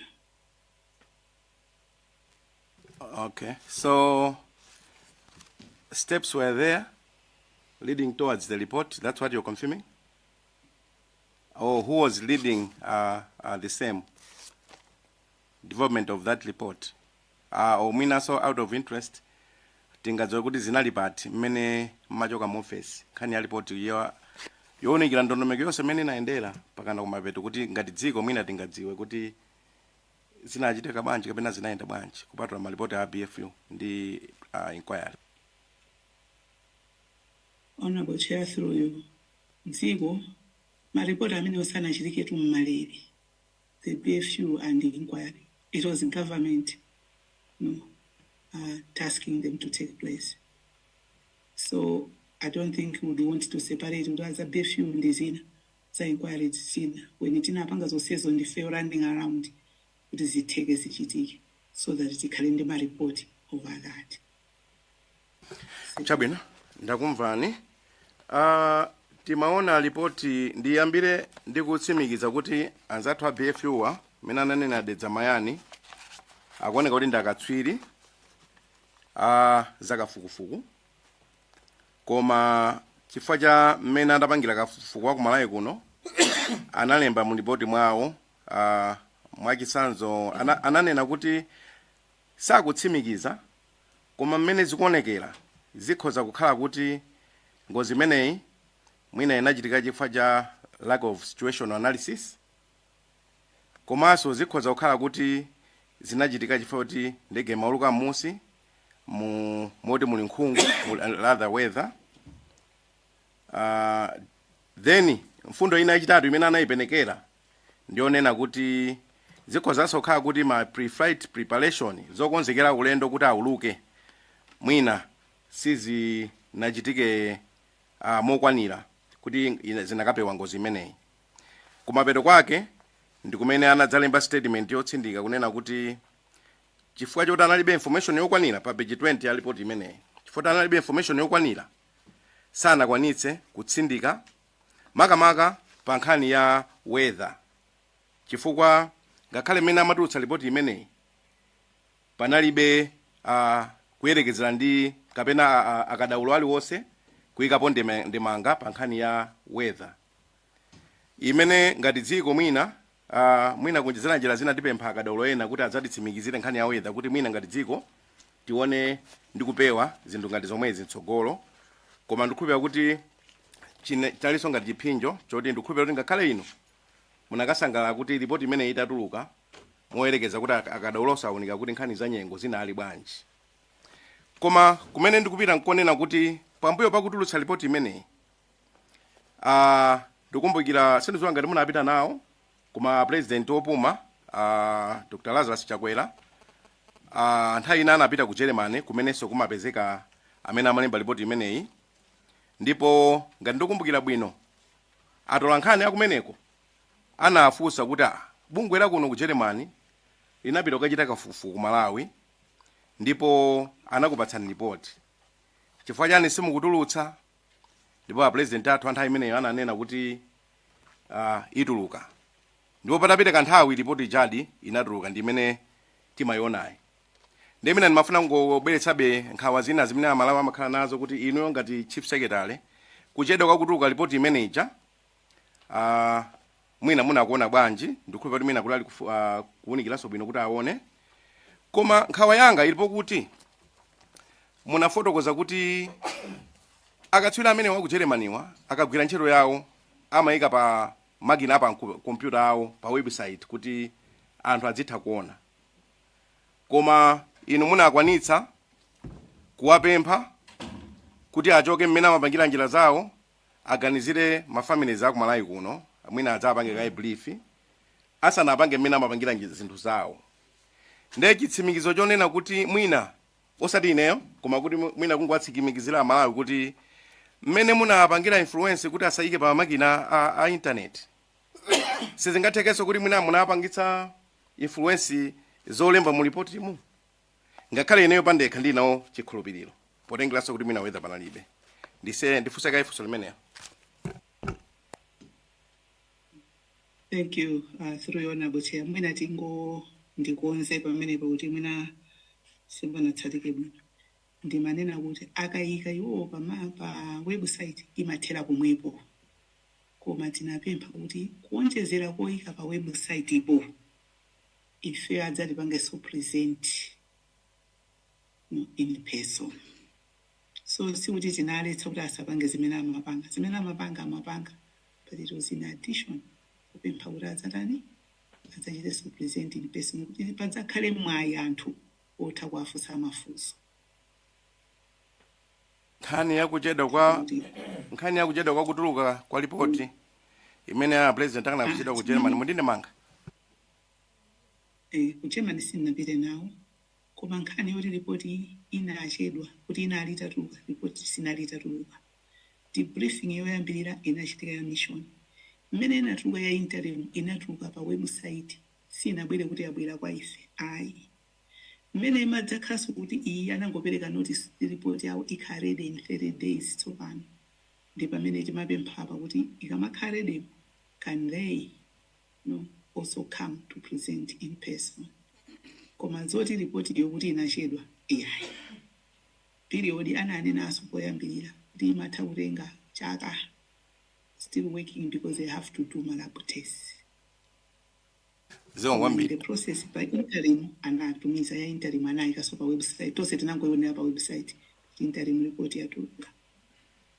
Kwambiri ndimakumbukira interview imene anapanga a president opuma ku Germany pamene tinamva mtolankhani wakumene kwakuwafunsa ndipo anavomera, koma mwina tipitirire pamene ndikumaliza Chair. Ndimafuna pa umunthu ndimatenga nkhani imene anatipatsa Square ija kuti imene anabweretsa ndi umboni wawo ndi nthawi anayika nthawi yawo bwinobwino imene amafotokoza mmene mmalumikizana nawo pa phone.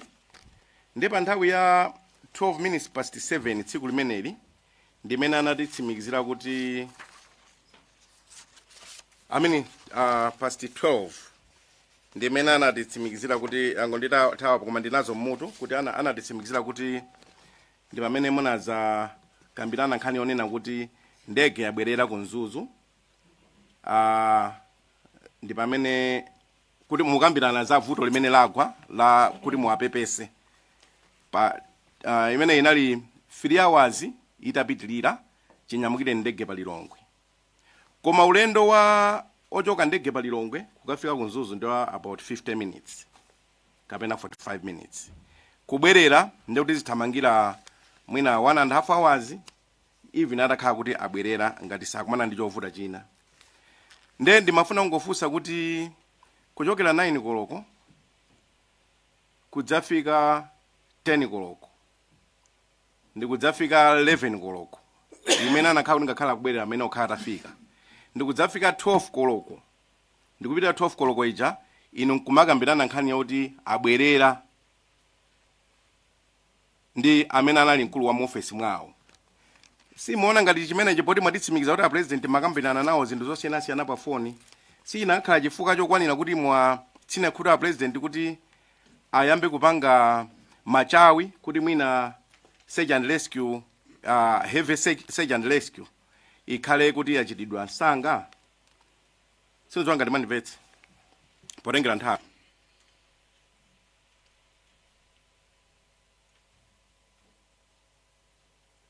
Ndakufani koma ndiganiza ndayankha kale mfusa amene onena za time delay because it was until I got the information nanga ifesite khala kuti tidi kundege koyendetsa ndege, because it was until airport commandant called to cause alarm.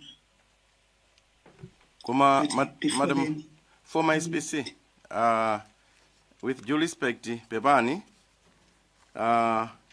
fuso ndifuze ndikufunira kuti mujere mwansanga ndikuona kuti mwina tikutalikisa nthawi ndi matenda awo komabe tifuneni zabwino zonse. Pamene papa ndimafuna kuyerekeza kuti mwana akudwala mnyumba wapita ku ulendo kwa pandege, mwana wathu ulendo uja akhala ali mmwamba amayenera kuyenda 50 minutes, ndetamva kuti mwana uja akubwererako. Ife nkumanena kuti pepani poti zatero, koma nthawi ngakhale yobwererayo yapitilira ndi 1 hour plus, mwanayo sanaterebe. Tingakhalebe kumakhala kuti tikudikira 2.5 hours ina kuti kwane 2:30 kuti tiyambochitapo kanthu za serious other than mafoni. Anthu makamaka interest anga ilipo kuwapanga advisor president kuti mina ndinakatha kuchita zinthu mwansanga. Mwina munayankha pamene ndapaphonya, koma wali anga ili pa nthawi potengera kuti sizinakatheka kuti akhale mpaka na 3 hours kupita kunzuzu ndikubwera ku Lilongwe. Loyona Buche, ndanena kale kuti it was until airport commandant called that I knew kuti anthu awasanarani sanafike ndipo ndege sakuipeza parada. Chair, ndisiye pamenepo ngakhale I'm not anyway ingolese pamenepo zomwambiri. Thokoza kwambiri. Tikwena na utimalizise mafunso then ndifuna tikhale coordinated straight to the point.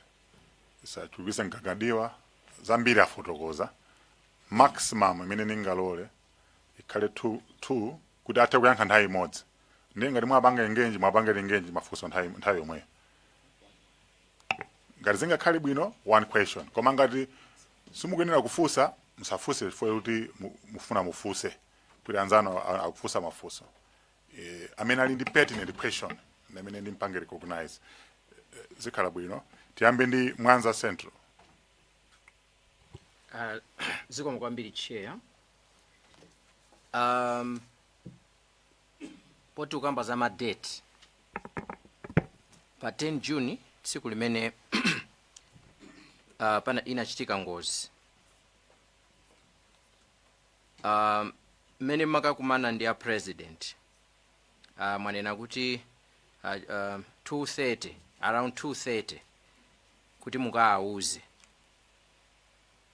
and powauza munaonjezera mawu nena kuti mumakaawuzanso zowadziwitsa kuti a vice president abwera, ndipo pamene anadzayankhula mawu achichewa nthawi imene mafotokozera zimenezi mukuyankhula munanena kuti iwo anali asakudziwa. Ndimafuna muchite confirm ngati zili zoona zimenezo.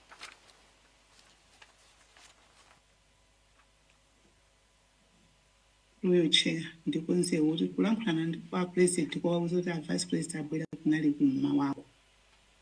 Masana kuma 2:30 kuma 3 kunali ukachita briefing ma developments concerning the plane. Yeah, thank you very much. Nimanena za kumawako, I think in miss nthawi kuti kumawako mwati anaonetsa kuti samadziwa kuti vice president abwera. Chabwino. Atabwera commander a Malawi Defense Force pa page 2 ya submission yawo ananena kuti atalandira phone kuchoka kwa Squese pa 9 anayimbira president kuti apemphe nkhani ya ndege. Ndi atawayimbira president anawadziwitsa president kuti a vice president abwera kuchoka ku South Korea. Pa submission yawo page 2 paragraph kuyambira paragraph number 4 ndi pamene akuyamba nkhani imeneyo. Ndiye akuti a president iwo pa 9 ipo ndi pamene anawuza kuti a vice president akhoza kugwiritsa ntchito ndege ya Malawi Defense Force yo kupita ku Mzuzu. ndimangofuna kuti mwina inu simunadziwe kuti mmene a president amakuwuzani kuti amadziwa kumene zoti a vice president abwera anali atauzidwa ndi commander a Malawi Defense Force dzulo lake pamene amapempha ndege kuti agwiritse ntchito kupita ku Mzuzu. Chifukwa choti a chairman na kuti tichite restrict to 2 questions, then mafuna kuti ndingofunsa funso limodzi lomaliza limene ndimafuna kuti ndiyankhe tikatero enawo ndi asiya mwina anthu enaso akhoza kufunsa. Pa page 4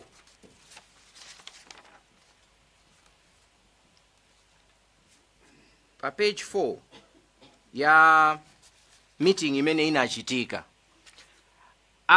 ame komanda ananena kuti iwo anadziwitsa president 10:45 ndipo anapempha president kuti akumane nawo. Ndiye atakumana nawo a president ananena kuti apange coordinate meeting pakati pa inu National Intelligence Service Inspector General a Police. Pamenenso inu after 2 p.m. munachitanso coordinate maofesi omwewa za meeting inso ina yomwe ame komanda anadziwitsa committee ino kuti at 10:45 iwo adapatsidwa ntchito ndi a president kuti apange zimenezo. Tinene kuti akomanda atauzidwa zimenezo sada kudziwitseni pa nthawi imeneyo kuti auzidwa ndi a president kuti akubweretseni pamodzi nonse.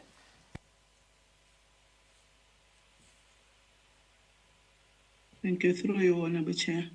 I'm not aware of that, not privy to that discussion, and I was not informed. Thank you. Thank you very much. That's all from me, Chair.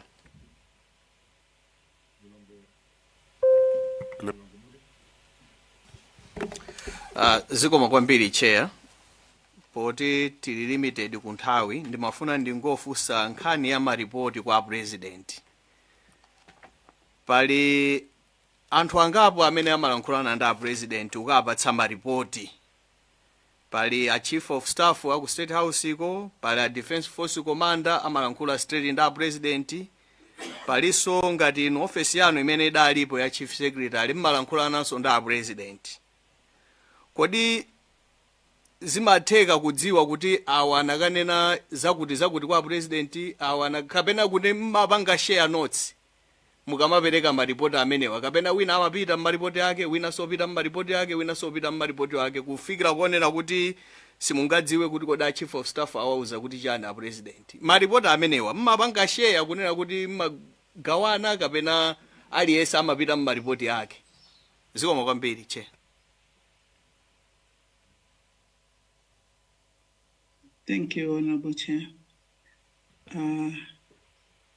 Every office has their own mandate.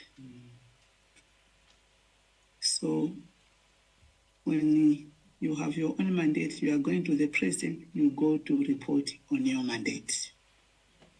So for me, I go to the president to report on my government business. Thank you. Okay, pafundo omwe right? Yeah. So kuti ngati ndikubanga ni gag. Ningofuna zinthu zikhale zadongoso, right? Yeah, that's the whole idea. So ngati question ili pertinent, taifunsa. Zikomo kwambiri Chair. Nafuna kufunsa supplementary question chifukwa chonena kuti mwandiuza kunena kuti aliyense amapereka maripoti kugwirizana ndi mandate yake. Kusonyeza kunena kuti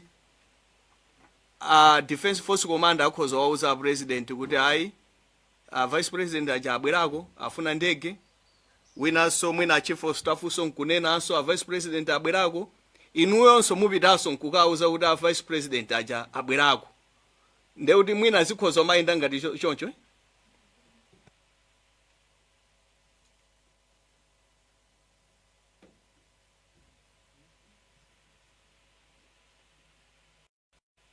As mentioned, aliyense ali ndi mandate yake timanena zinthu mu context ya mandate yakuwa. So zina zikhozochita overlap, but the approach is different because iwe unena zinthu in a different format, the mandate yako. So for me, it's protocol issues, which I was concentrating on. Thank you. Zakasena, Machindunji. Chair, ndifusa Machindunji mafusanga ndawiri sindichedwa fuso loyamba ndikhulupirira SPC yakudziwa a former SPC makamaka by visual of kuti anali secretary to the president, constitution ya Malawi, section 161 subsection 6 magama za defense council, and the defense council imene ndimene makambirana zokhuza zambiri za Malawi defense force, and the secretary to the cabinet the member wa defense council. Anabwera anthu angapa abwera ku defense kunoku MDF masiku amene wa chair ngati apa ndi presentation ya Major General Robre Ismail, retired former Air Force commander, anatipatsa chitsanzo cha chokhudzana ndi ma quotation amene akhala kupereka kuti mwina boma liwathandize kugula ELT imene chair mukawerenga pa BFU report page 52 bullet 3.1.4 survival aspects ikukamba kuti ELT it was built into that aircraft koma simagwira ntchito kwa zaka 20. Then anabweretsa Ismail ndi cha dated 20 pa 1 September 2006 koma ambiri abwera even the current commander anena kuti boma mwina silimathandiza zikabwera zinthu zawo. Now ndimafuna ndive in your presentation Madam Zamba mwamaliza kuti munakhala secretary to the president May 2022 to October 25. My simple maths ndakuti mwakhala zaka zitatu ndi miyezi 5 muli mu member wa Malawi Defense Council. Zinabwerapo zimenezi kukambira nako kwena kudandaula kuti IMDF simukwathandiza nkhani ya ndalama kuti akoze ndege zawo makamaka mwina nkhani ya ELT. Nthawi munali member wa Defense Council ngati SPC kwa zaka zitatu ndi miyezi 5.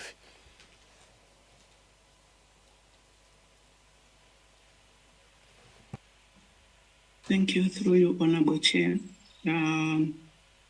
Let me also put on record that in not all meetings that I attended, there are some which probably I missed. Komano, it's not like when you are in the first council that we are discussing budget line by line item in terms of specific items which are operational.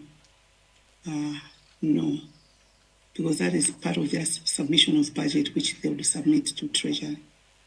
So I don't recall a discussion of specific spare parts of a plane in the Defense Council. Lomaliza chair, nkhani ya BFU report tikafika page 53 analemba bullet number 3.2 courses kapena zimene zidachititsa. Ndimafuna ndikuwerengereni ndi mundipatse comment yanu pa zinthu zimenezozo. Chair ndikadoneka ndamaliza. The accident occurred because the crew flew into instrument meteorological conditions during flight under visual flight rules, and the aircraft collided with the ascending terrain. The following contributed to the accident. 1. Decision to continue the flight to the destination at low altitude in marginal weather conditions. 2. Lack of situational awareness. And lastly, inadequate pre-flight preparation. In your understanding, pachizungu chimenecho mwina tikozena kuti ABFU amapenekera kapena akuti those are the causes of the flight crash.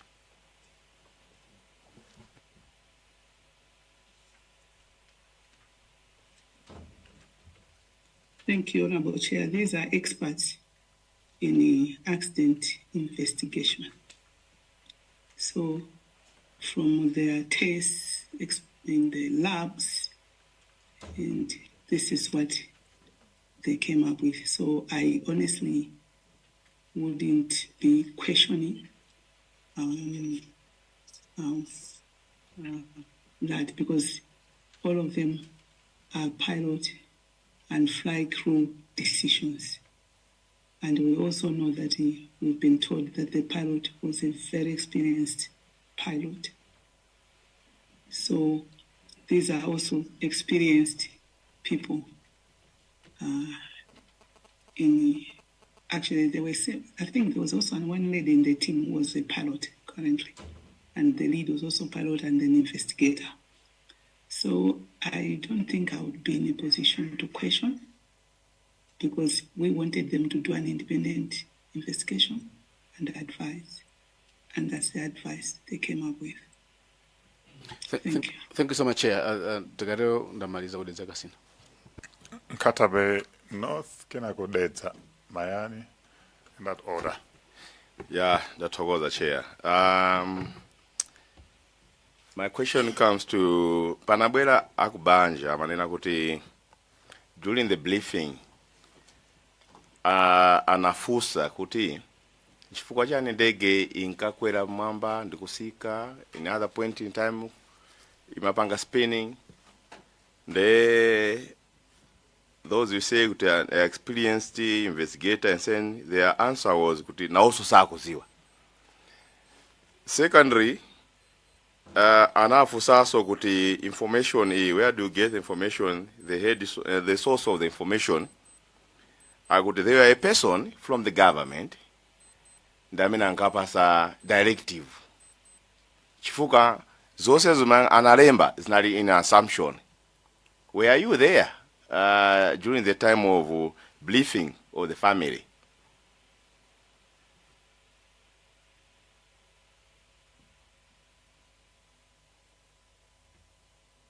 So presentation of the report through your chair. The presentation of the report, as I mentioned, we called all the families to come so that they can ask questions, this one present and respond to them. I don't recall that in PFU said that there was somebody directing them. Because as far as I recall, even at day one, BFU refused any other person to, like, initially there were requests that, maybe representatives of families should be part of the team. BFU said no. They are doing their own independent technical investigation.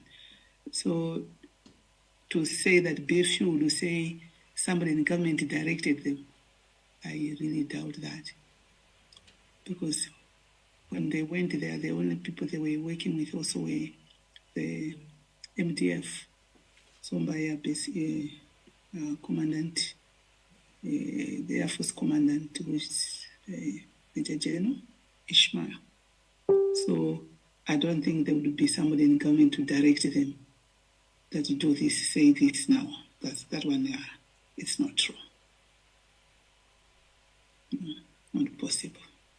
Thank you. But this statement came from the Beliefs family when they are reporting here. Analipo per briefing, and most of them they are talking about assumption, not reality. So assumption. So fusulanga na kuti inium nalipo pamene a BFU ama panga brief antu hawa. So yes, if or no. I said I was there, but I was also clarifying the other issue. I think there are certain things which people, they are in the mind. And of course, when your mind is operating, it can give you ideas, and ideas can become real, become pictures, and become real. But I do not agree with that. Thank you, Chair. Thank you. That's Mayan. Thank you, Chair. My final point, nimangofuna ndidziwe kuti kubwera kwa anzathu aku Germany kudzatithandiza kafukufuku ameneyo kunachokera pa dandaulo la dziko la Malawi pofuna akatswiri enieni komanso mayiko amene timadalira ena ananena kuti poti ndegeyo sanapange ndiwo mwina kunali kovuta kuti apange kafukufukuyo ndiwo ndi kufotokoza kumene munatipatsa. Nangofuna kuti mungondipasapo ganizo lanu kumapeto. Kodi lero aku Germany atati mwina atione kuti tikuthamanga-thamanganso kumayiko ena kuti atithandize kafukufuku wina, mukuganiza kwa inu muona kuti aku Germany angatione mwamtundu wanji pa ubale wathu komanso madandaulo amene munawapatsa? Ndimangofuna ndimve maganizo anu zikomo Chair, komanso ndikufunirani uchira kwa nsanga madzulo abwino.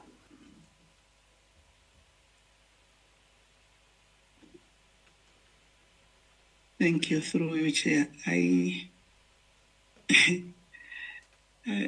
Sinazuru nzovura zira nkukula nangasi ngati anthu tinapempha mayiko ndi anavomera inavo kuti thandiza ndiye mwina ifenso ngati dziko tikunena kuti chithandizo chimenecho sitochiona ngati nchaphindu kaya tiona kuti ayichaperewera sindikudziwa nanga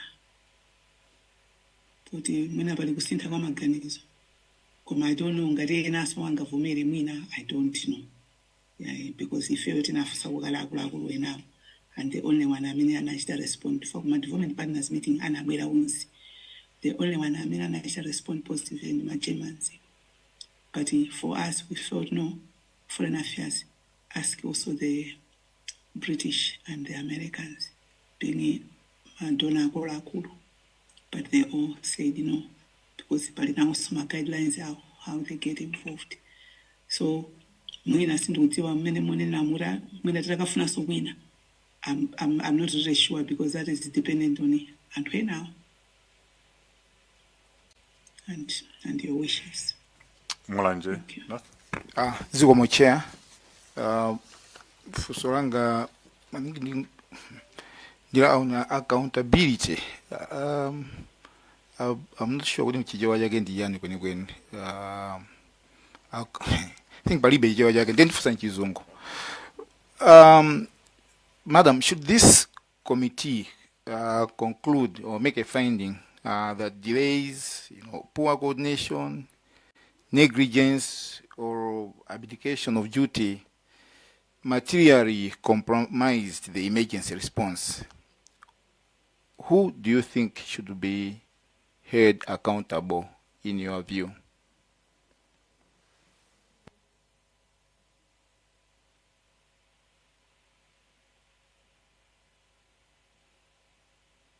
Honorable Chair, I think, Honorable Member, I already responded to you, engaged me on that question. Save will try to come in a different manner and circles.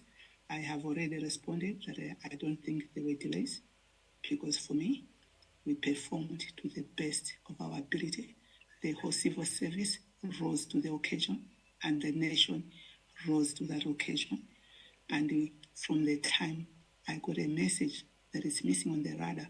For me, there are no steps, there are no guidelines that when a plane misses, first of all, think this way, think that way. No, it was swift, quick, as the senior civil servant, that whatever resource that was available, we use it, contacting within that 1.5 hours to be able to contact the Airtel people, to contact this one, get manifest, to be able to communicate, to be able to rush to the president and be able to contact IT, contact the MDF commander and coordinate and, all those things being done within that period. To me, it has been swift, the best of our knowledge and the resources at our disposal. So I don't think for me, I want to answer, say there were delays or there was incompetence because I don't agree. In short, no one should be held accountable. Because the thing does not exist as far as I'm concerned.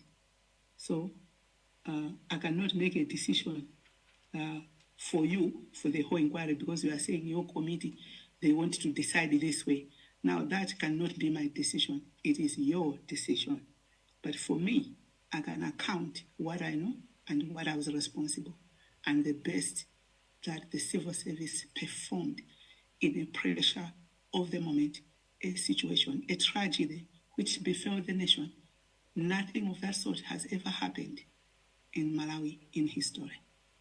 But we spend sleepless nights, people spend sleepless nights working, communications, checking to make sure that the country still holds together. And the fact that the country went through that period still holding, it's because behind it, there were drivers who were doing this. And I was one of those senior drivers in that operation. So I do not agree. Thank you, Honorable Chair. Thank you. And finally, in hindsight, is there anything that you look at the back and you think should have been done differently, that might have strengthened the response to this national tragedy. Also enhance the prospects of rescue. Thank you. Thank you, Honorable Chair. No, I don't think there would be anything to be done differently, especially when I've already accounted that we did the best we could in the prevailing circumstances and the pressure of the moment to the nation. Thank you. Tumalizise ndi Zomba City South. Pakalaso Fusolina. Mwanza. Kozabeza kaya? Okay. Sinufana mubile ni mangawa. Aliese. Okay. Okay. Chabali bangajo. Zikomo kwambiri chair. Ineso ndikufune ndikuchira kwa nsanga ngati anzanga achipatala akudeza mayani. Ndingokubwezani pambuyo pang'ono munatiyankha kale kuti muna ndi a secretary for health amene tingafunse mafunso okhuzana ndi autopsy. Ndikukumbukira bwino manena kuti banja lililonse linapasidwa mwayi utakhoza kupeza dokotala wawo kapena kuti pathologist. Ndi advice imene taitenga tikakumana ndi secretary for health tiyafunsa bwinobwino. Komano mmalipotimu mukusonyeza kuti mabanja ena amene abwera kuno akuti samaziwa kuti pathologist amene anagwira thupi la m'bale wawo ndi ndani. Zimenezo sakuziwa. Komanso panabweranso banja tawerenganso mmalipotimu kuti banja la azimbiri muluzi anasankha dokotala wawo koma dokotala ameneyi sanaloledwe kugwira ntchito. Ndiye ndimangofuna kuti tikamapita kukakambirana ndi secretary for health kuti atiyankhe mafunso amenewa tingochita clear kwa inuyo kuti kodi instruction ngati bwana wamkulu wa mu civil service sinachoke kwa inu kwauza secretary for health kapena anthu ena amene anali kuchipatalako kuti madokotala athu akhala awa. Timafuna tichite clear pamenepo kuti tikamapita kwa secretary for health tiziwe kuti bwana wawo sanapereke instruction kuti madokotala akhala amene anagwira ntchito imeneyi wa family asabwerese dokotala. Zikomo kwambiri chair. Thank you, Honorable Chair. Maybe just for clarification, remember that there was a committee chaired by Honorable Titus Simvalo. Kunali committee imene chairman wake anala Titus Simvalo, a Minister of Justice. So kuti tinene kuti ineyo ndimapanga ma decisions onse. Ine ndine secretary wa cabinet. Komiti imeneyi kumakhala kuti pali masabuwa komiti amene akupanga zinthu zosiyana-siyana kumadzapeka maripoti komiti yayikuluyi. Ndinanena kuti a Minister of Health ndapiyesawo amene amachita lini pa nkhani ya za autopsy. Komanso ndinati a Vice President family anasankha munthu. Sindinati each family inasankha munthu wake. Koma what I know is kuti a Vice President anasankha munthu. Koma munthu uyu anati sangathe kugwira yekha pafunika team. I think anthu atabwera on the ground anati they also need to do the rest of the team so that they have a pattern which they can establish. Komanso I think ku police ndi MDF I think so kuli malamulo awo amene opanga. Amene sanapangidwe autopsy ndi munthu mmodzi, the Deputy Director of Protocol, Mr. Lapkin. Koma ndinanenanso ndinapitiriza chichewa kuti kupati maditero kwambirito sindingachite kutilondoloza ineyo. Amene ambachita leader Minister of Health ndi PS wa mwina akhoza kulondoloza kulongosola tina ndi tina. Because nthawi imene it can't be kuti chilichonse ndikupanga ndine. Oloso kuti ndikumbukire chilichonse. Zina ndikukumbuka, zina sindikukumbuka. I think ndinadzala kulongosola choncho. Ungobweresanso. Sikomo. Tathokoza Madam Zamba. Muchatinanenera tikacheza ndi antuna akale Minister of Health komanso a Secretary for Health. Chifukwa timawerenga ripoti pa page 50 ya commission of inquiry report pamene amanena kuti a secretary for health anachita recommend kuti all families should have the right to choose a pathologist of their choice rather than have government impose a pathologist. Ndenda kumvani tibwerera nayo ku nduna za umoyo chifukwa tachita clear kuti sizinachokere kwa ino. Zikomo kwambiri chair. Malizise Mwanza Central ka burning question ngaja kuti mwina pasakale china chake chimene sina fosidwe. Yeah. Okay, no. Chair, ndithokoze kwambiri. Chifukwa cho ndipatsaso nthawi imene natsa ndifunso limodzi. Kuna khazikitsidwa kafukufuku ndi a former president Dr. Chakwera.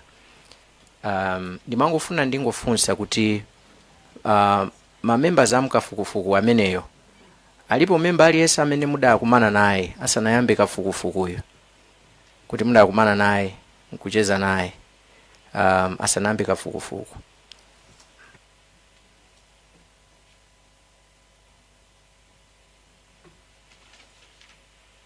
I don't recall, Honorable Chair. And may I also put on record, Honorable Chair, that much as we are closing, but I've really stretched beyond. My neck issue is now causing me quite a lot of stress. Thank you, Honorable Chair. Thank you, Chair. That's all from me. Thokoza. Mafuna ndifuse fuso lopheka kwambiri koma lofunikira. Pa press statement imene muna tumiza muna nena kuti anthu amene tinataya miyoyo analipo a vice president ndi 9 ena ndi tifuna tipange correct ma records athu kuti tikhaini ma correct records inuyo ndinene kuti mukufuna be kuti tipange maintain ma records amene munapanga wa kapena ma records anazasintha nthawi imene kafukufuku amapitirira afika pakumveka maina ena akumatuluka kuti anakwera mu ndegemo ndiye ngufuna kuti tipange khale clear ndi manifest imene inuyo munalandira ndi press statement imene inuyo munazapanga release. Are you in a position kuti mutapanga correctly rolo ma records iwa? So the 9, I think, was including the vice president. I'm not able to check the list of the manifest again, but the 9, I think, included the vice president.